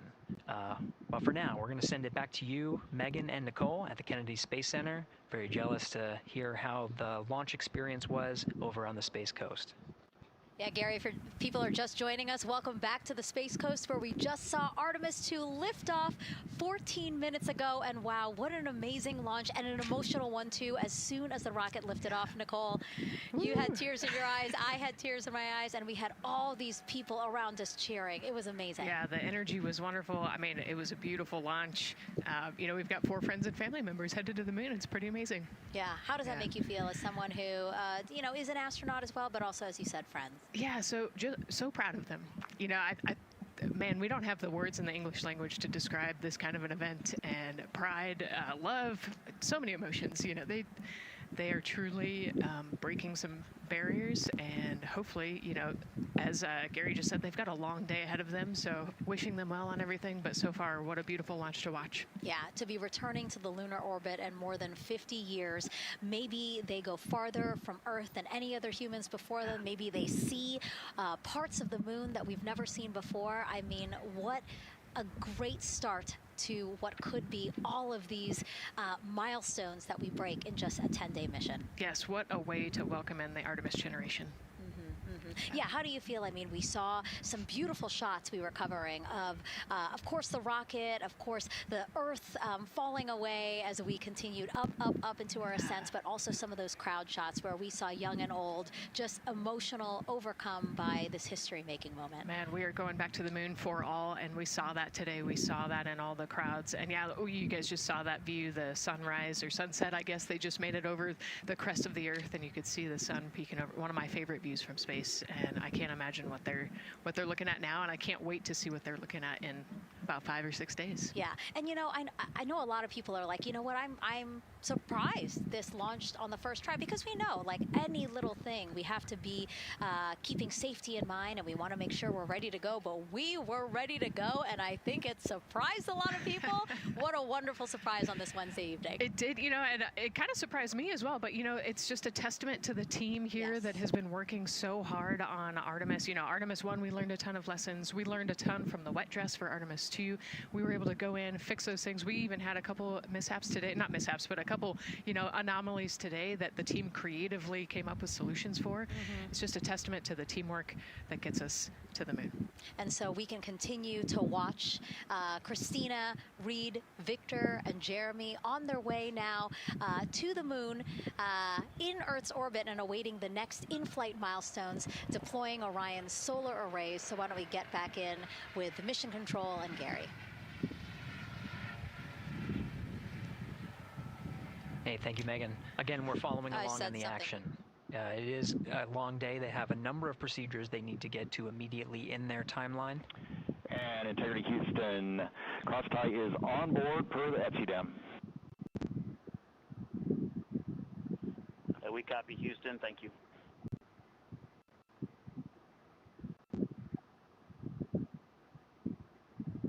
Cross tie referring to flight controllers here initiating a connection between some of the batteries aboard the Orion spacecraft, allowing for an even distribution of power. This is the flight control teams that took us through ascent of the Artemis II mission today. Right now we're, as you see, passing 18 minutes of mission elapsed time.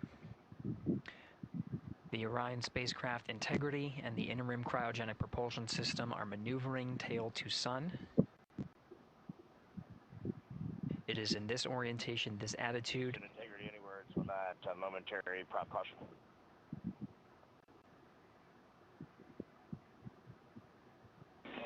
And Reed, no action, we're looking at it.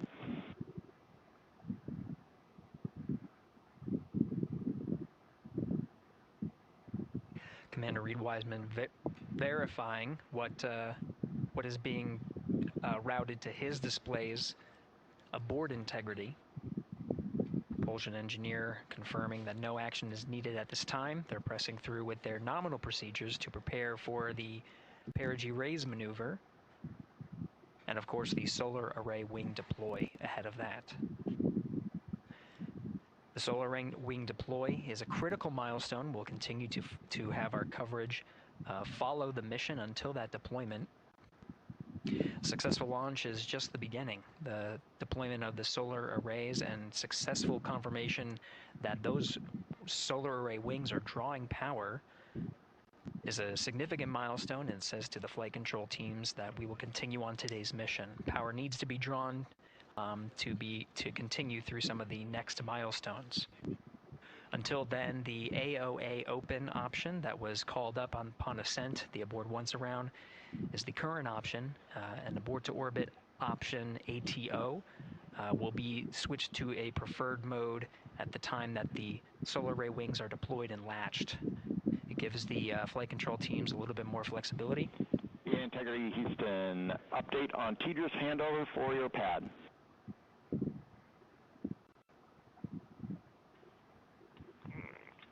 Give us just 1 minute.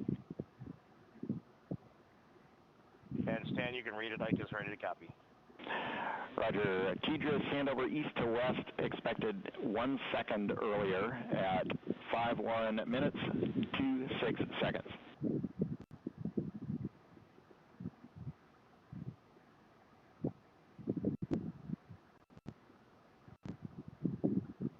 Hi, Stan. We copy 1 second earlier for 5126 TDRS east to west, and saws are starting to deploy. Thermal knives are firing. We concur. Thanks for the report.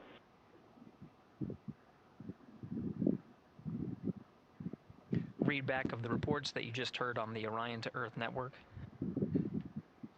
Integrity has maneuvered tail to sun. The RL-10 nozzle on the end of the ICPS is pointed towards the sun, and the solar array deployment sequence has begun.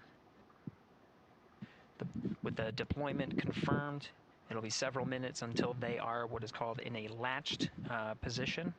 Once they are latched and confirmed to be drawing power, they can switch the mode to ATO and continue along the mission. The teacher's handover at the pad, that message meant the crew was provided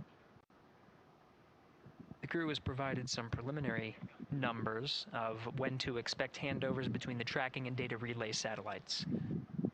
Currently orbiting Earth at an altitude of 545 statute miles above the Earth. They are in a near-Earth network communication system. The tracking and data relay satellites, geosynchronous satellites that are stationed about 23,000 miles above the Earth.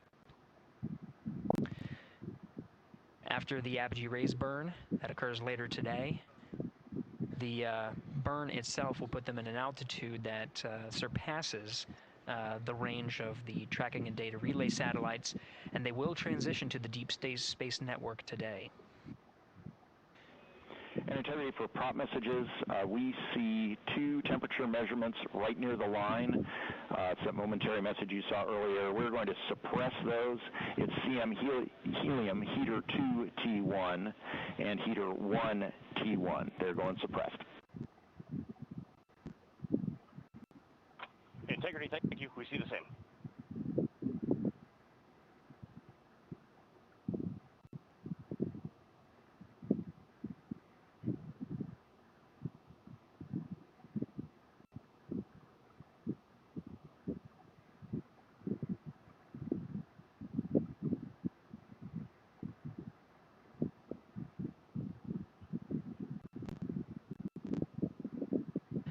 This is Mission Control Houston, passing 23 minutes of mission elapsed time into the Artemis II mission.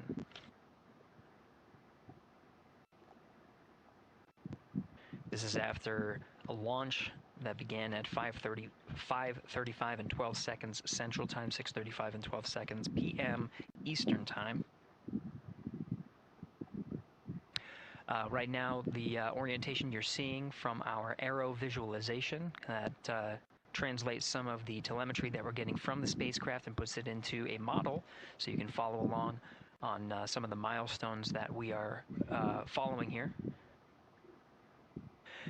The RL-10 nozzle that you see at the left end of your screen, though it is currently not firing, that nozzle is pointed towards the sun, and the solar arrays are currently deploying. From this visualization, they look fully stowed in a position. Integrity, we are happy to report that Jeremy has the O2 sensors on. Copy O2 sensors.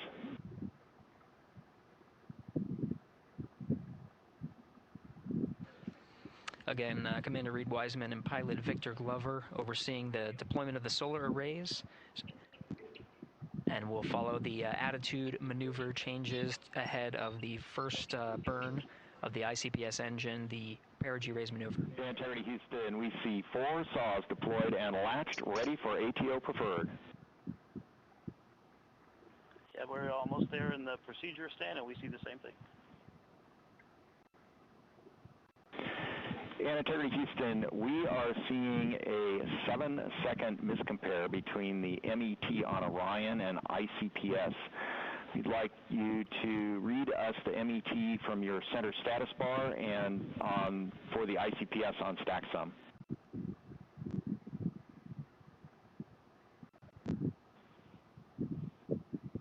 And Stan, we see a absolutely precise alignment. MET 25, 14, 15, 16, precisely aligned with ICPS MET.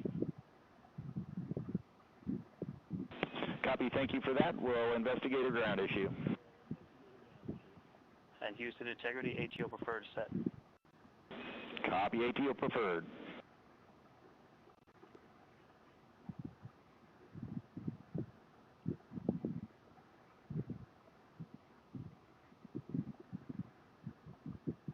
This is Mission Control Houston, 25 minutes, 45 seconds into the flight of Artemis II. We have confirmation that all 4 solar array wings are deployed and latched. This is the configuration needed to switch to ATO preferred, which you did hear confirmed from pilot Victor Glover. That mode has been switched. There's also a discussion with Capcom Stan Love and Commander Reed Wiseman about the alignment of the MET clocks on the Orion spacecraft and the ICPS. Commander Reed Wiseman confirmed the clocks are in sync, no issues, they're going to investigate it on the ground. We're proceeding with today's mission. 26 minutes of mission elapsed time and counting.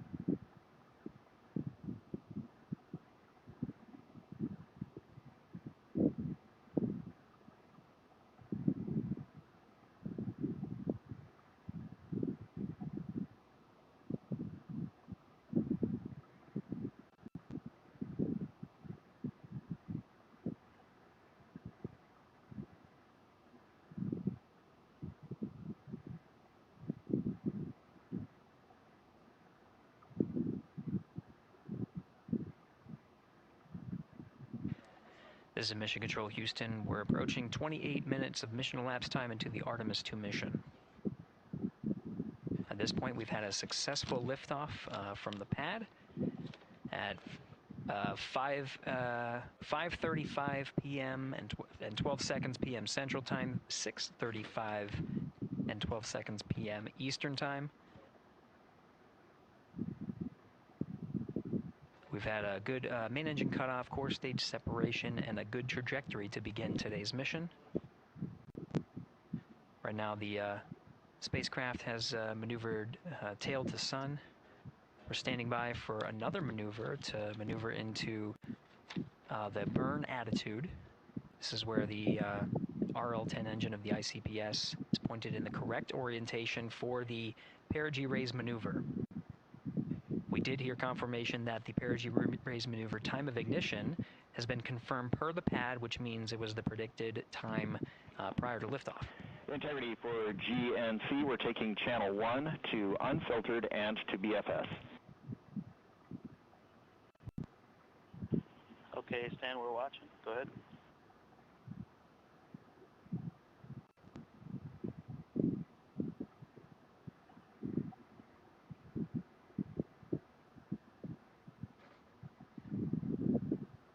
Capcom Stan Love reading up to the crew of Integrity. They will switch the navigation source from channel 1, standing by for confirmation that that switch has occurred. Pilot Victor Glover will receive confirmation when, and as at least watching to confirm that that switch has occurred. Again, the perigee raise maneuver that we're heading towards, not too long from now, we're actually inside 20 minutes at this time from the time of ignition of the perigee raise maneuver. We did have a successful deployment and launched of all 4 solar array wings. This is the configuration needed to commit to the perigee raise maneuver. Of course, flight controllers here in Mission Control Houston will continue to evaluate that everything is good before committing to that burn. The perigee raise maneuver does raise the perigee, the lowest point in the orbit, from 15 to 100 nautical miles.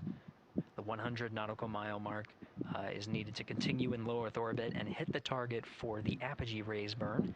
That will put them in a high Earth orbit for the remainder of the day and set them up for the right position to execute the translunar injection and head to the moon tomorrow. The burn duration of the perigee raise maneuver is 26 seconds. It's a relatively short burn, but it does raise the perigee and do the job to get into the correct position before firing that main engine on the ICPS. The pad had a teacher's handover. This is the tracking and data relay satellites. East to west, they are geosynchronous satellites that are positioned around the globe.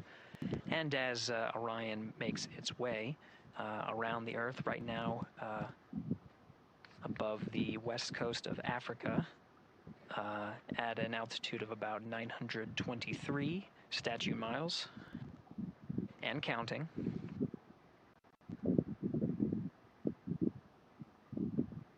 The perigee raise maneuver is not executed at the perigee. It is rather executed on the, actually closer to the apogee. But what it does is it raises the perigee on the other end of the orbit to 100 nautical miles.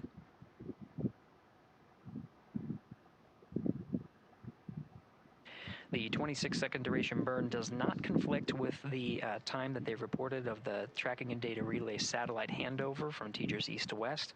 Again, geosynchronous satellites that are used not only by Integrity today, but the International Space Station as well.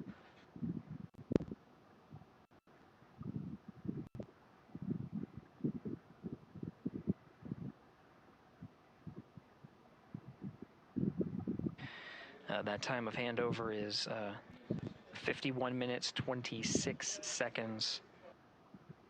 Plenty of margin before the perigee raise maneuver cutoff happens, and the trajectory is analyzed to see whether it was a good burn.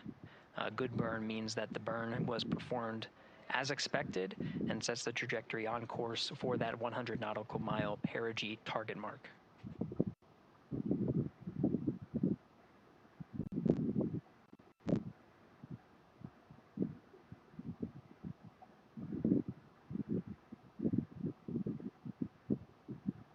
Again, for those sticking with us on NASA Plus and following along on our coverage, we will continue to follow and to cover the mission until, well, actually, we'll continue to cover the mission 24/7.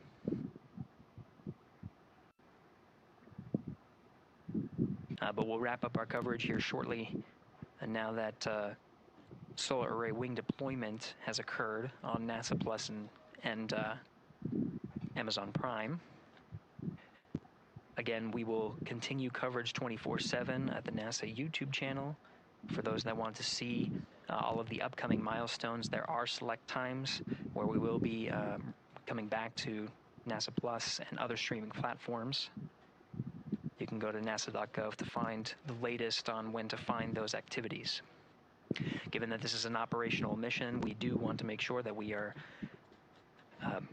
maintaining transparency in the mission and providing you all the information on what's happening in space as Reed Wiseman, Victor Glover, Christina Cook, and Jeremy Hansen head on their mission around the moon.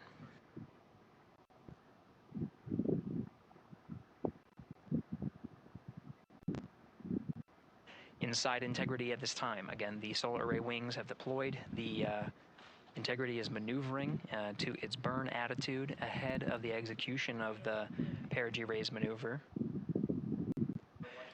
Overseeing these steps is primarily done by Commander Reed Wiseman and pilot Victor Glover. Mission specialists Christina Cook and Jeremy Hansen focusing on some of the system activation inside of Orion, namely the environmental and control and life support systems. The activation and checkout of some of these critical systems are very important to continuing on the mission, making sure that those systems are in a good condition and in a reliable condition to provide the necessary environmental and control needs of the crew, with humans on board through the duration of the mission that extends 10 flight days.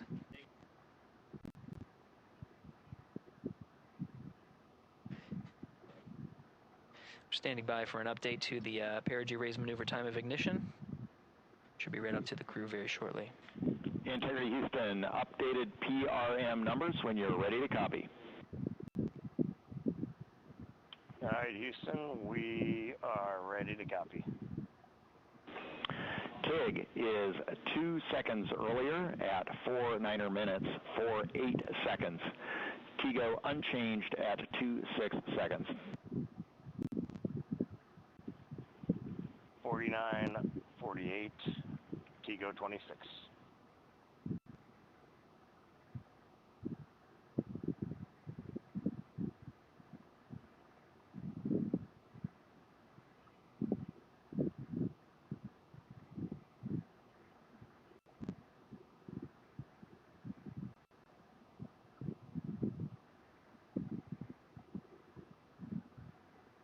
This is Mission Control Houston. With that update, we are approaching a little more than 13 minutes from the time of ignition of the perigee raise maneuver. That time updated to be 2 seconds earlier was 49 minutes, 50 seconds of mission elapsed time. Will now move to 49 minutes, 48 seconds. The duration of the burn, that's what was referred to as the TGO, will still remain at 26 seconds. Relatively short duration burn, again, just raises the perigee of the orbit today.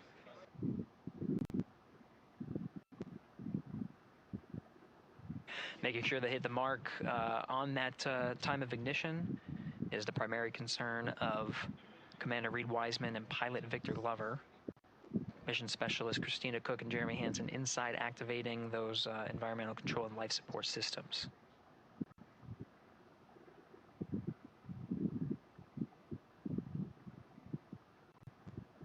At this time, all 4 crew members are wearing the launch and entry suits.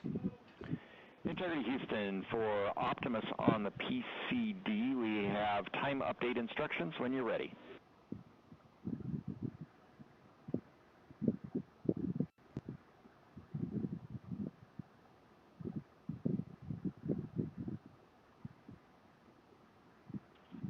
And Houston, Integrity, we copy. Hands are pretty busy at this time. I think we will call you back when we're ready for that. All right, that one is not urgent. 2 minutes to maneuver to PRM attitude. We are watching and concurred. 90 seconds-ish, maybe. Pilot Victor Glover confirming that maneuver less than 2 minutes. Again, the point of that maneuver is to point the main engine of the ICPS, the RL-10 engine, in the proper orientation to execute that 26-second burn. It needs to point in the correct position to achieve the goal of raising the perigee to 100 nautical miles.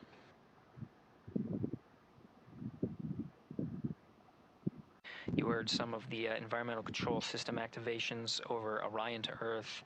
Jeremy Hansen activated the O2 sensors. They'll be measuring the cabin of Orion.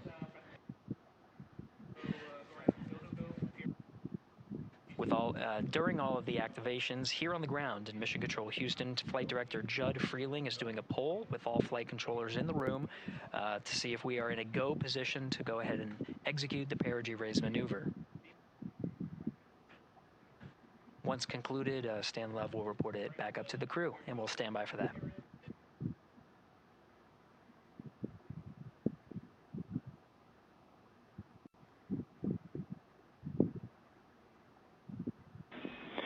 Integrity Houston, MCC polls go for PRM pending attitude and SAWS.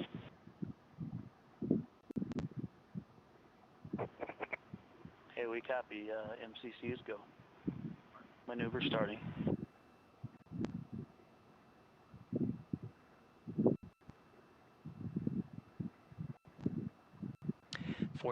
minutes of mission elapsed time. The maneuver to the burn attitude has begun. The maneuver also is paired with reorientation of the solar array wings that have been deployed. They will have various positions throughout the duration of the flight. Of course, solar array is meant to maximize the draw of power from the sun. So when deployed, we're in a biased solar array wing configuration that was called solar normal. This allows for the greatest surface area of the solar array wings to be drawing power and powering up those batteries of integrity, of which a cross-tie was enabled between the four batteries, the four battery buses that are inside of Orion. However, for the perigee raise maneuver, the solar array wings will be put into a position to take on the loads imparted by the ICPS main engine when they execute the 26-second burn. You can see in the animation here, the solar array wings are in motion, and the attitude is being reconfigured to point the engine in the correct direction, those solar array wings being pointed forward.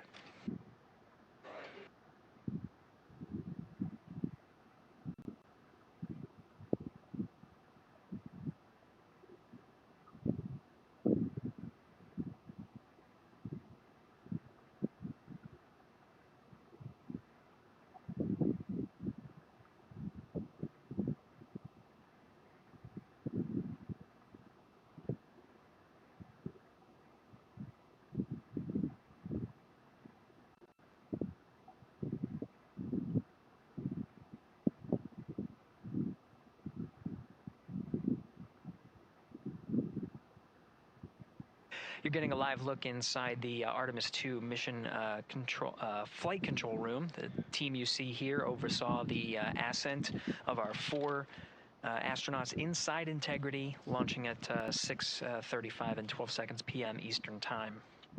Now again, this room will be occupied 24 hours a day, 7 days a week, with flight controllers shifting on 3 shifts to oversee 24/7 operations of Artemis II while in flight. We will cover that live on the NASA YouTube channel, and we'll be covering that around the clock as we begin to wrap up our coverage here on NASA Plus. Before I do want to send it over to our colleagues at the Kennedy Space Center. And to my colleagues, it was a pleasure to join the teams at the Kennedy Space Center and be a part of such a historic launch. Here in Houston, again, we're turning our attention to the mission. And for now, we'll say farewell and thank you to our colleagues there for today's launch coverage. We'll see you again soon for Splashdown. This is Mission Control Houston, sending it back over to Megan and Nicole at the host desk. Thank you, Gary. And yes, it was such a pleasure to be a part of this historic mission that started right here at Kennedy Space Center. It was such an amazing sight to be a part of. And now, as Reed Wiseman, Victor Glover, Christina Cook, and Jeremy Hansen begin their journey, we here at the Kennedy Space Center are about to wrap our broadcasts. We'll, of course, though, have 24/7 coverage with our colleagues at Johnson Space Center starting as soon as we sign off, so don't worry. You can follow along our 4 astronauts every minute of their nearly 10-day journey to the moon and back. Nicole, I'll definitely be watching it, and I'm sure you will, too. Yes, of course. You know, they just started, right? The launch was beautiful. This was a historic day. They're on their way back to the moon for the first time in over half a century, but they've got a lot of work ahead of them, and so we're excited to see what they have to do and excited to test out the Orion spacecraft. This is a test flight after all, and we're excited to see what we can learn from this mission. Very humbling, inspiring. It was really amazing to be a part of this, and I'm so glad that so many people joined along by either watching here in person or watching online. And of course, Nicole, thank you so much for sitting through this, answering questions, adding so much context and information that really brought a lot out of what we saw today. Oh man, I had a blast. You're a rock star. You're a professional. This was great. Oh, you're great. So this was a wonderful day. Well, again, thank you so much, and thank you to you for watching at home. You know, tonight we didn't just launch a rocket, we launched the next chapter of human exploration. Our Artemis II crew now on their way back to the moon, and we're taking you with us. So thank you again for watching, and go Artemis II.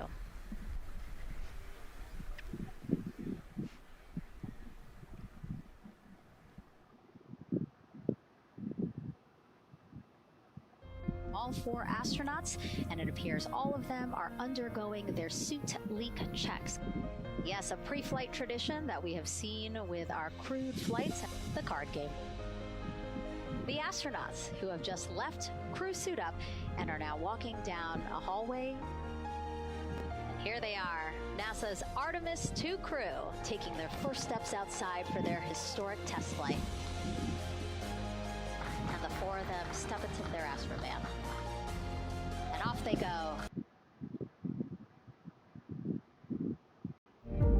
The evolution of AI has now reached emotional intelligence. I'm really concerned that someone has been using my credit card. There's no need to panic. Let's go through your most recent transactions together. Support your customers with sympathetic and engaging agents, powered by real-time contextual understanding for a more human interaction. I think my delivery might be taking the scenic route. That's not what we want. Okay, let's see if we can track it down. Choose from thousands of multilingual, emotionally complex voices with AI agents taking real-world actions securely at enterprise scale. 11 Labs, the future of human technology interaction. Wishing there was something left to lose. This could be the day I die for you. This could be the day I die for you. This could be the day when I gotta live, when I gotta die. Hello, I'm Sunny Williams. I'm up here on the International Space Station. So this is Node 2. This is a really cool module. Of course, most of these modules you'll see they have 4 sides, and they're put together. That way we could sort of work on a flat plane, either a wall, a floor, another wall, or the ceiling. But you know, again, all you have to do is turn yourself and your reference changes. The reason I'm bringing that up is because this is where 4 out of 6 of us sleep. And so people always ask about sleeping in space. Do you lie down? Are you in a bed? Not really, because it doesn't matter. You don't really have the sensation of lying down. You just sit in your sleeping bag. So here's one sleep station right here. I'm going in right now. You can follow me if you want. So I'm inside. It's sort of like a little phone booth. But it's pretty comfy. I've got a sleeping bag right here that we sleep in, so we don't have sort of like a little bit of a cover. We don't fly all over the place. But you know, you can sleep in any orientation. I have it feeling like I'm standing up right now, but like you saw, I'm on the floor. But it doesn't matter if I turn over and I sleep upside down. I don't have any sensation in my head that tells me that I'm upside down, so it really doesn't matter. The sleep station is also like a little office. We've got a computer in here. As you can see, we've got a couple little toys. I've got some books. I've got some clothes and other things that make it sort of like home. I'm coming out. And just for reference, that's one sleep station. This one's another, right here. There's one on the ceiling, if you want to call it, right here. And then there's a fourth on the other wall over here. So all of us sleep in a little bit of a circle. All right, come on back. There's more to show you.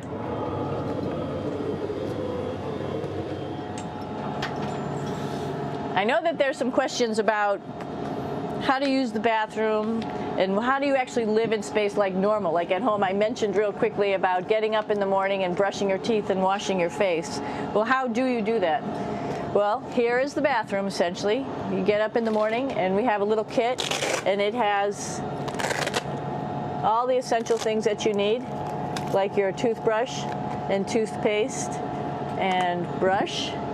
See how much better the brush makes my hair look?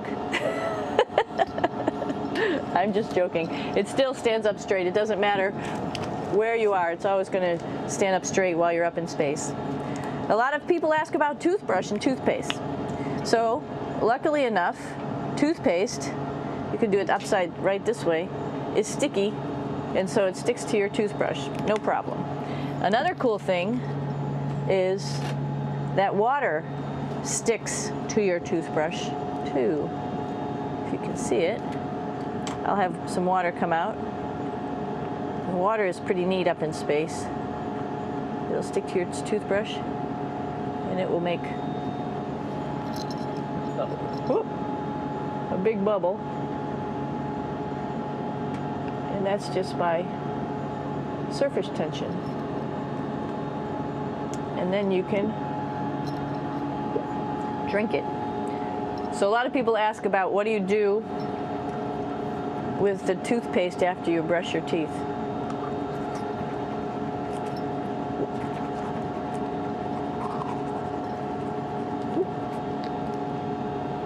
Two options.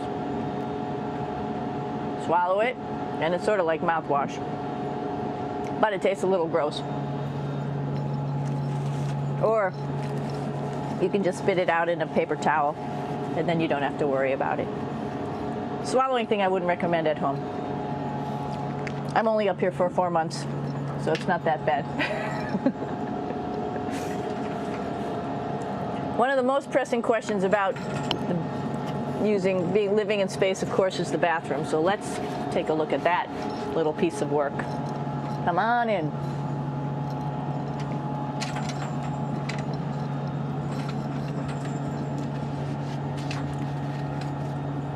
Here we are at the throne. This is awesome. You might see the little, you might have noticed the little moon on the outside. This is our orbital outhouse right here.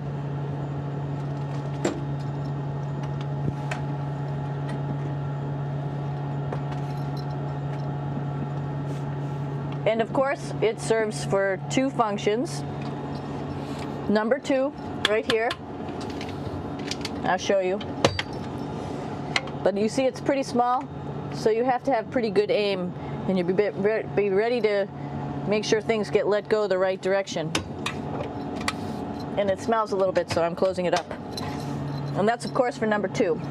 And this guy right here is for number 1. So they're sort of two slightly separate functions, but you can do essentially both by hanging on right here and doing number 1 and number 2.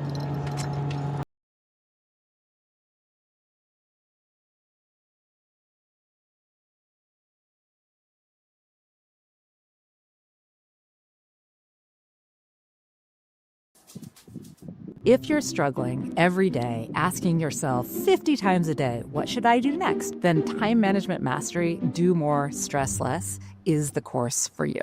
I'm Alexis Hasselberger. Check out my course on Udemy. Yeah, it's color-coded, so you really don't get it mixed up, which is nice. This is yellows for number 1. And also, there's a selection of paper. People always ask about toilet paper. What do you do with toilet paper? What kind of toilet paper do you have? We have gloves just because sometimes it does get messy. We have some Russian wipes, which are a little bit coarse if you like the coarse type of toilet paper. We have some nice tissues, which are nice and soft if you like soft toilet paper. We have Huggies, just for any cleanup. You know, we were all babies once, and this sort of helps. And then if things get really out of control, we have disinfectant wipes just to make sure we clean up here. Because, you know, just like the water I showed you, the number 1 stuff can sort of go all over the place if you don't aim correctly. And did I mention both of these have a little bit of suction, so they should keep things going in the right direction. But like I said, sometimes things get a little out of control if you are out of control yourself flying around. So we have lots of protective stuff. And of course, you do have your privacy. There's a little door, so other people know that you're in there. Here's a pretty cool place. This is sort of like in your house where everybody meets in the morning. After you wash your face, brush your teeth, you want to find something for breakfast. And this is our kitchen. You might notice there's all sorts of foods here. It's like opening the refrigerator. You got all your different stuff that you want to have: drinks, meats, eggs, vegetables, cereals, bread, snacks. And that's a good place. That's where you find all the candy. Side dishes, and then some little power bars just in case. So we have all this type of food. Some of it is dehydrated, and so we have to hydrate it, fill it up with water. Some of it is already made, and then all we have to do is heat it up. So something like this, I'm pulling out barbecued beef brisket. Pretty yummy. Not only is this food made in the U.S., but we also have food here from Japan. We've got Russian food. As you can see, all these red containers are filled with food that's from Russia. And then we get some of our specialty stuff, some things that we like, some of our favorite stuff that your family can send up. In fact, I like fluffernutters, and so I got sent up some fluff so I could make my fluffernutter with peanut butter. So you have a lot of food up here, no problems.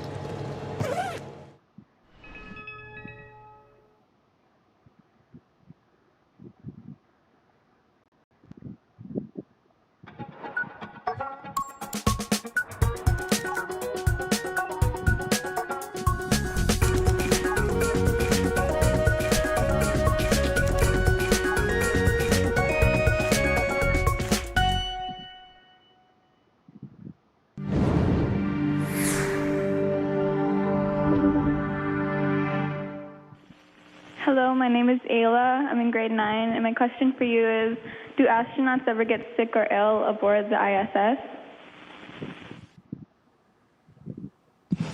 Ayla, when we first get to space, we feel sick. Your body's really confused. And so, you know, you're dizzy, your lunch is floating around in your belly because you're floating, and what you see doesn't match what you feel. So you want to throw up. So how do you throw up if you get sick in space? Ooh, the sun's starting to come up. So here's an astronaut barf bag right here. So let's say you're about to throw up in space. Quick, you get your barf bag open. And now think about what happens on Earth when you throw up. Now that'll be okay. You throw up and you have a bag of something horrible, and then you throw it away. But in space, if I throw up in this bag, what am I going to do with it? This bag has to stay with me in space for months. So we want a really good barf bag. So we have one that will really protect us. And this one has a liner in it, so that when you throw up into it, you can clean your face off, and then you can push everything inside, and then it comes with its own Ziploc to put inside the Ziploc, and then you can throw it down into the wet trash. So yes, astronauts do occasionally get sick in space, but we have special barf bags to deal with it. I'm just going to close the shutter because it gets a little bright behind me. Next question.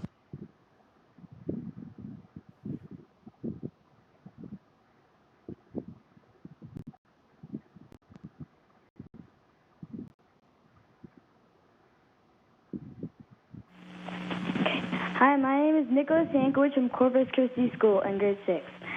My question is, how do you wash your hands with soap and water in space?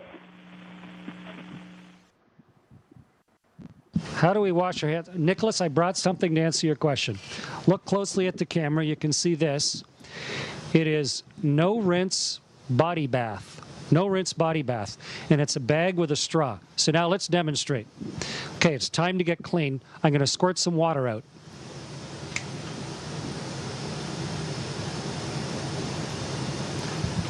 So we have a big ball of water, and you put it on your hand. And now I've got water floating around on my hand. And so I'd wash my hands up with that. And then grab a towel.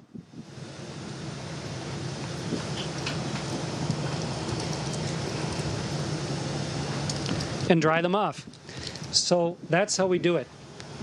We use no rinse. It's a special type of slightly soapy water, so you don't need to have a bunch of fresh water afterwards.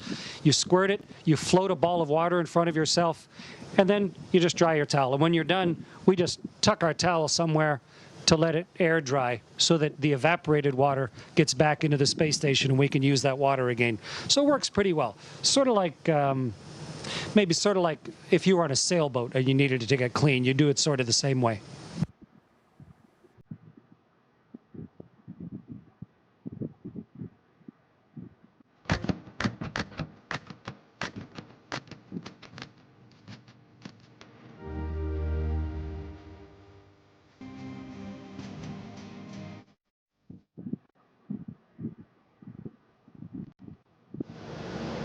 Hello, I'm Sunny Williams. I'm up here on the International Space Station.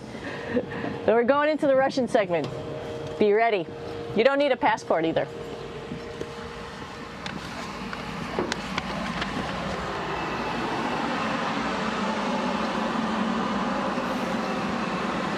It goes a lot farther back than this. We'll go take a trip and say hello to the boys down there in just a minute. Well, let's do that first, actually, and then we'll go down to the Soyuz at the very end. This is Yevgeny. Hi. Doing a little tour.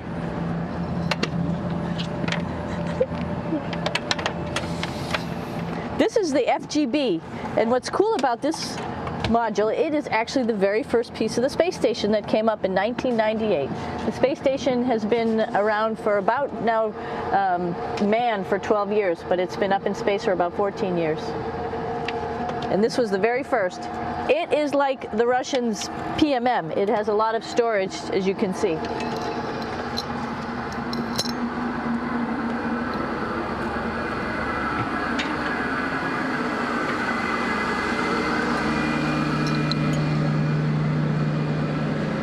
Можно? Снимаем. Чуть-чуть. So here we are in the heart of the space station, really. This is the service module. This is the central post. In case we had any problems, I know a couple of the questions were about what type of things do you have to worry about. And some of the things we have to worry about in space are fire.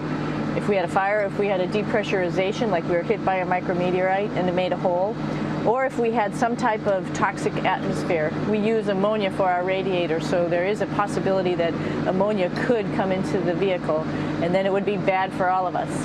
If we have any of those problems, we come right here, which we call the central post. It is the main heart of the space station. It was also the first computers that came up here that ran the space station, and so behind this wall right here are these main computers. So we gather here as a group of 3 or 6 and then figure out how we're going to either fight the fire, patch the hole, or solve the toxic spill. And what's cool about this module, of course, it's the central post. It also has great windows right down toward Earth. It has controls to fly in visiting spacecraft if they need some assistance right here. It has Russian computers as well as American computers to help us control anything we need to on the space station. It's a couple of our crewmates back there, Oleg Novinsky on the right and Yuri Malenchenko on the left. And there's also a second bathroom here, which is really cool because 6 of us going to one bathroom is really tough. And so there's one bathroom here and one bathroom on the other side where I showed you. And you can probably see on the wall behind Oleg and Yuri some of the heroes of the space program. Korolev, Sergei Korolev, who was a chief designer of putting men into space. And of course on the right-hand side, Yuri Gagarin, the first man to go into space. So just reminds us of our roots. Yuri, what are you doing? Что делать? Making coffee? Oh. Black coffee. Yeah. Looks good. Okay. Спасибо. We're going to check out our Soyuz real quick. Make sure it's ready to go. All right, back to the Soyuz.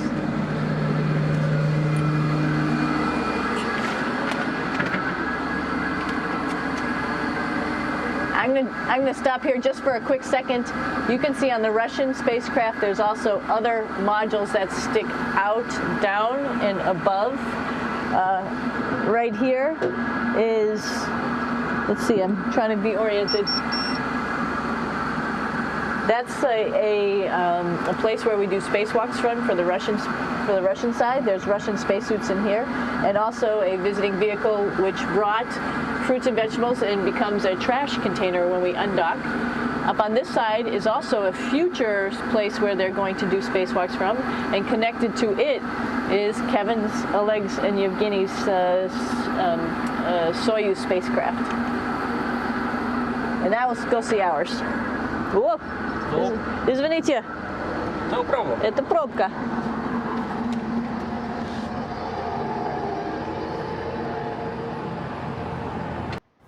So many documents, spreadsheets, videos to go through, and the deadline is tomorrow.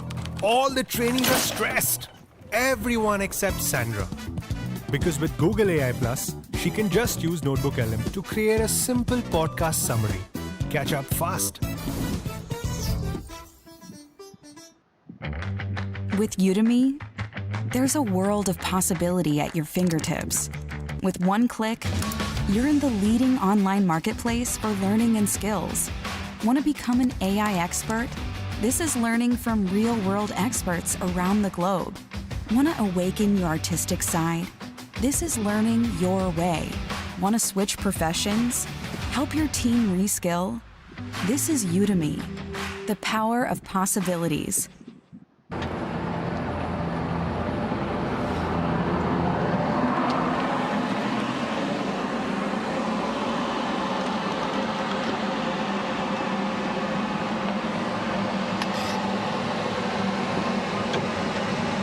Coming down.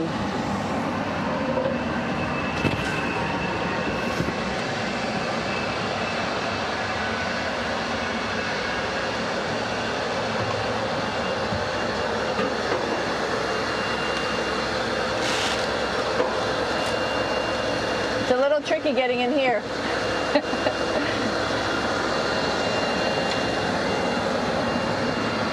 This is the docking probe right here, this big thing. This helps us connect to the spacecraft.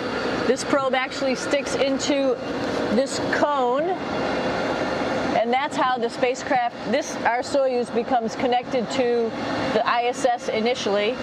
That is then replaced by clamps, which are around here, that will allow the two spacecraft to be stuck together. And then you can remove the probe and the cone.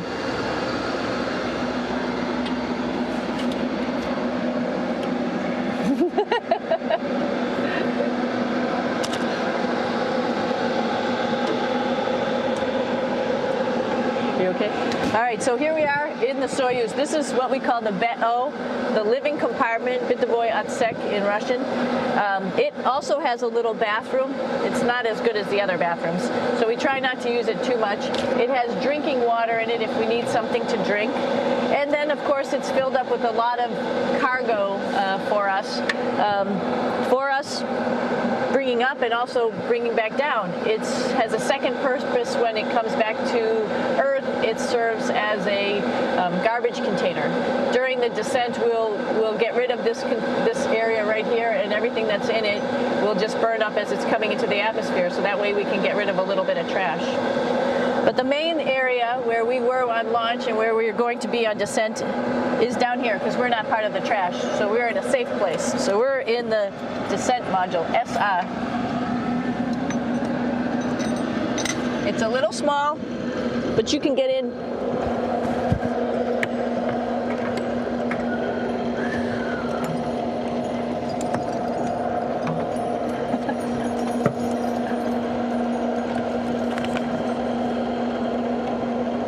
Not sure how well you could see in here. Hold on for a second.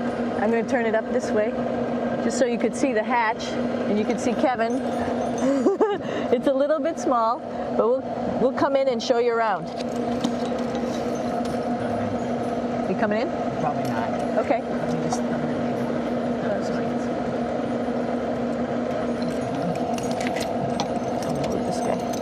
Got to move a couple things. We were just starting to get ready. We're preparing a couple days ago for our ride home. It's a little bit squishy, but everybody asks, how do you sit in the Soyuz? And you sort of sit in your seat like this. The seat is molded to your body, and so you can just sort of squish in here and be pretty relaxed. Everybody has a handmade seat for them. And then, of course, there's a control panel, and that's where we do most of our actions and work right here. There's hand controllers, which you can fly the vehicle with, and there's a stick right here, primarily used for communications when we're trying to talk to the ground. So 3 of us fit in here. Like I said, it's a little squishy, but somehow it seems like we all managed to get in here and fit pretty well, and it's a pretty safe ride home. You're probably wondering, what's all this junk behind us? Well, it's all of our parachute, first of all, and then it's all of our survival gear, just in case we end up landing in some strange place on the planet and nobody's there to rescue us right away. We have all sorts of survival gear with us, keeping us safe in here. So they've pretty much thought of everything. And we'll be home on the planet within the next 12 hours. Pretty shocking.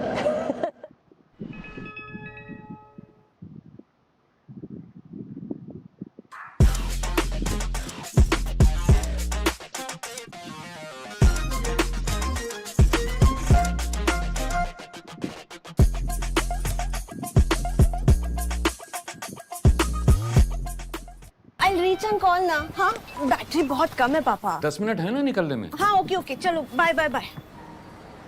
Riya ma'am, Riya ma'am. या? Your parcel ma'am.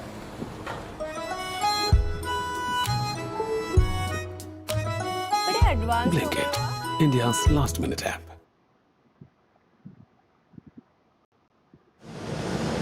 Hello, I'm Sunny Williams. I'm up here on the International Space Station.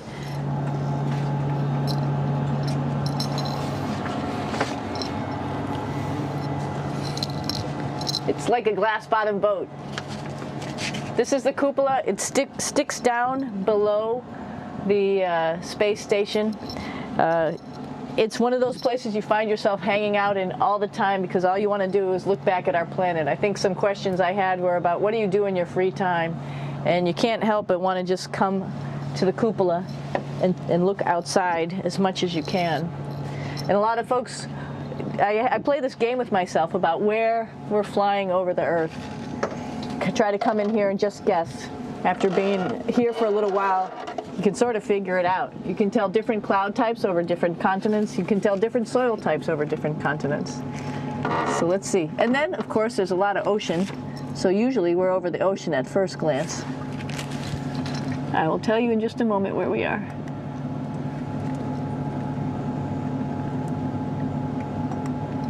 What?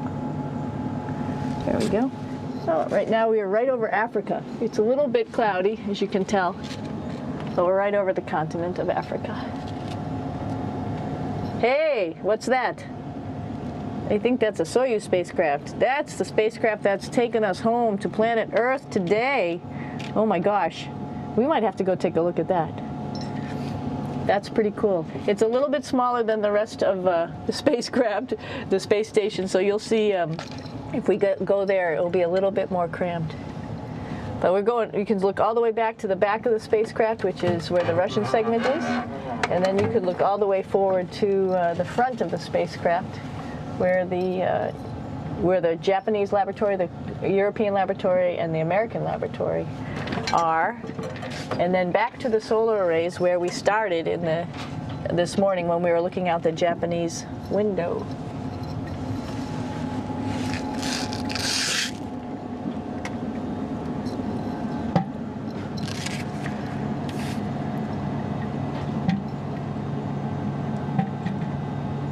So other questions that were here are, what would you recommend as a job, and to what type of person would want to be an astronaut?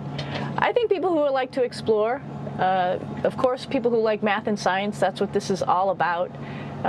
We have people in the office who are doctors, teachers, veterinarians, engineers, pilots, so all sorts of people become astronauts, and I think if you see it's just sort of cool, so I think people who like to do a little adventure and like to do cool stuff probably usually become astronauts. Hey, one thing I didn't show you, or I talked about but I didn't show you, was the exercise, another piece of exercise device, which is the advanced resistive exercise, and that's what this is right here. This is ARED, and you could probably see this bar. Let me just do a little bit of maneuvering here. Stand by. You have to set it up just like at any other gym.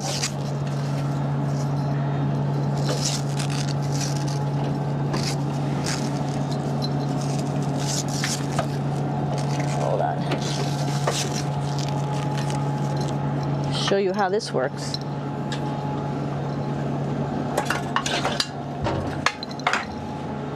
So you can see you can change your attitude just by going from one module to the next, going up from the cupola down here. This is what we call the ARED. And with this, you can lift weights based on vacuum in these cylinders, just like you do at home at a gym. For example, if I wanted to do a squat, I could do it like this. Oops. I should need some weight on this thing. I'm not lifting with anything, so it's too easy. One of the cool things you could do things that you can't do at home. For example, single leg squats with just one leg, because the other leg, you won't fall over. So all sorts of stuff. You can also do bench press.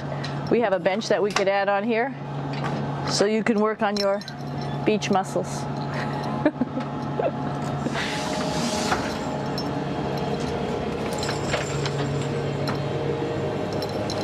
Hey, Aki, what are you doing down there? Smashing things. This is one of the cool things about space, too. It sort of looks like there's a big old hole here, but you don't even think twice about it. You could just jump over the hole, or if you want, you can go jump into the hole. I'm coming down. Woo!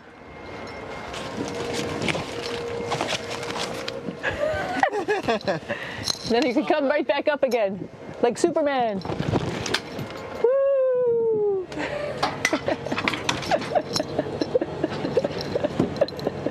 We're lucky we have a really cool big space station that you can fly around in.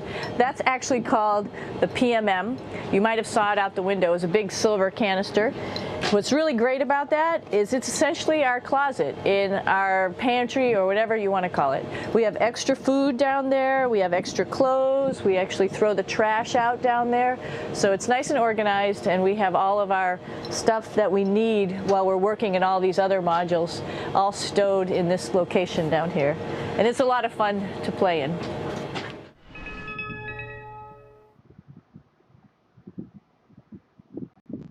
If you want to feel more confident in your ability to use your time, your most precious resource, the only thing that you can't make more of, Time Management Mastery is the course you should take. I'm Alexis Hasselberger. Check out my course on Udemy. Master Generative AI. Learn from AWS and deeplearning.ai and apply skills to automate processes. Learn anywhere, 100% online. Start learning today.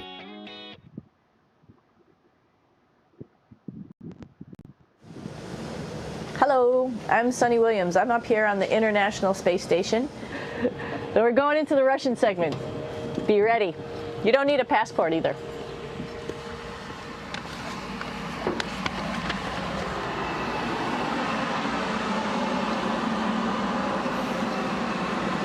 It goes a lot farther back than this. We'll go take a trip and say hello to the boys down there in just a minute.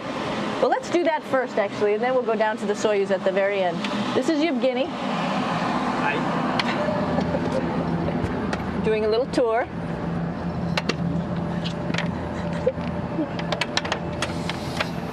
This is the FGB, and what's cool about this module, it is actually the very first piece of the space station that came up in 1998. The space station has been around for about now manned for 12 years, but it's been up in space for about 14 years. And this was the very first. It is like the Russians' PMM. It has a lot of storage, as you can see.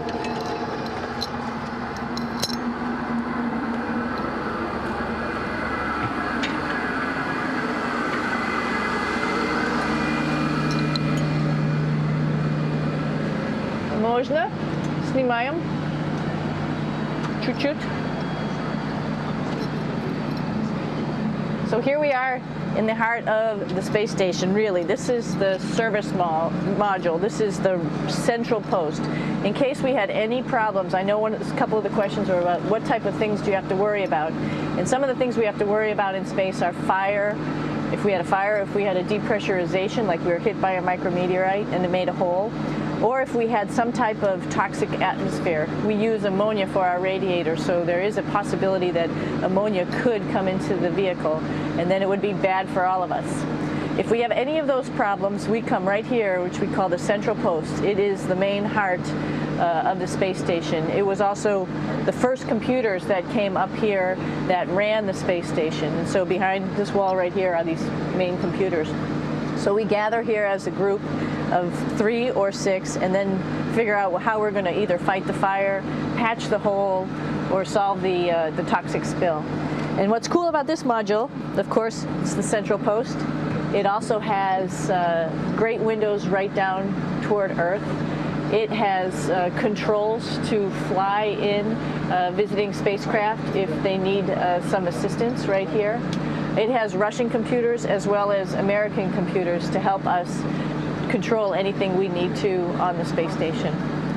It's a couple of our crewmates back there, Oleg Novinsky on the right and Yuri Malenchenko on the left.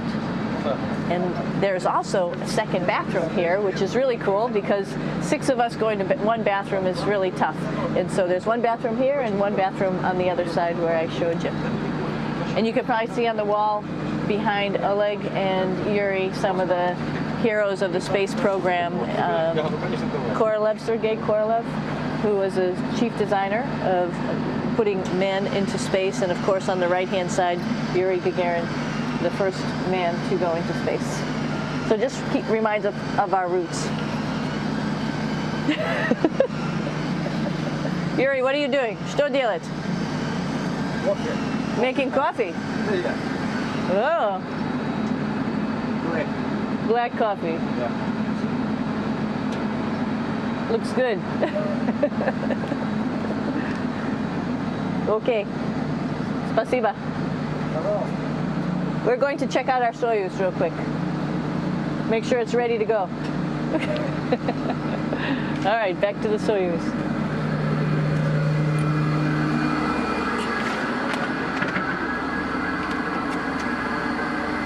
I'm going to stop here just for a quick second.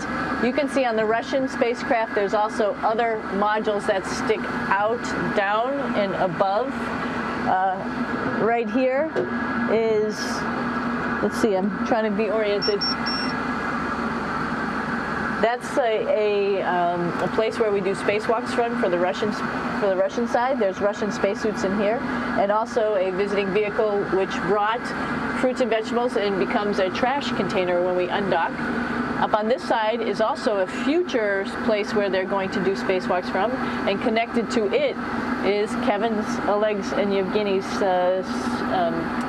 Soyuz spacecraft. And now let's go see ours. Whoa! Извините.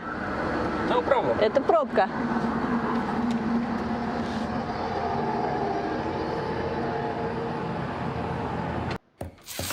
The housewarming party is tomorrow, but the guests won't show up because Mr. Menon forgot the invites. So why is Mrs. Menon so relaxed? Because thanks to Google AI Plus, she can just create a beautiful invite in one prompt in minutes. And the party's back on. The evolution of AI has now reached emotional intelligence. I'm really concerned that someone has been using my credit card. There's no need to panic. Let's go through your most recent transactions together. Support your customers with sympathetic and engaging agents, powered by real-time contextual understanding for a more human interaction. I think my delivery might be taking the scenic route. That's not what we want.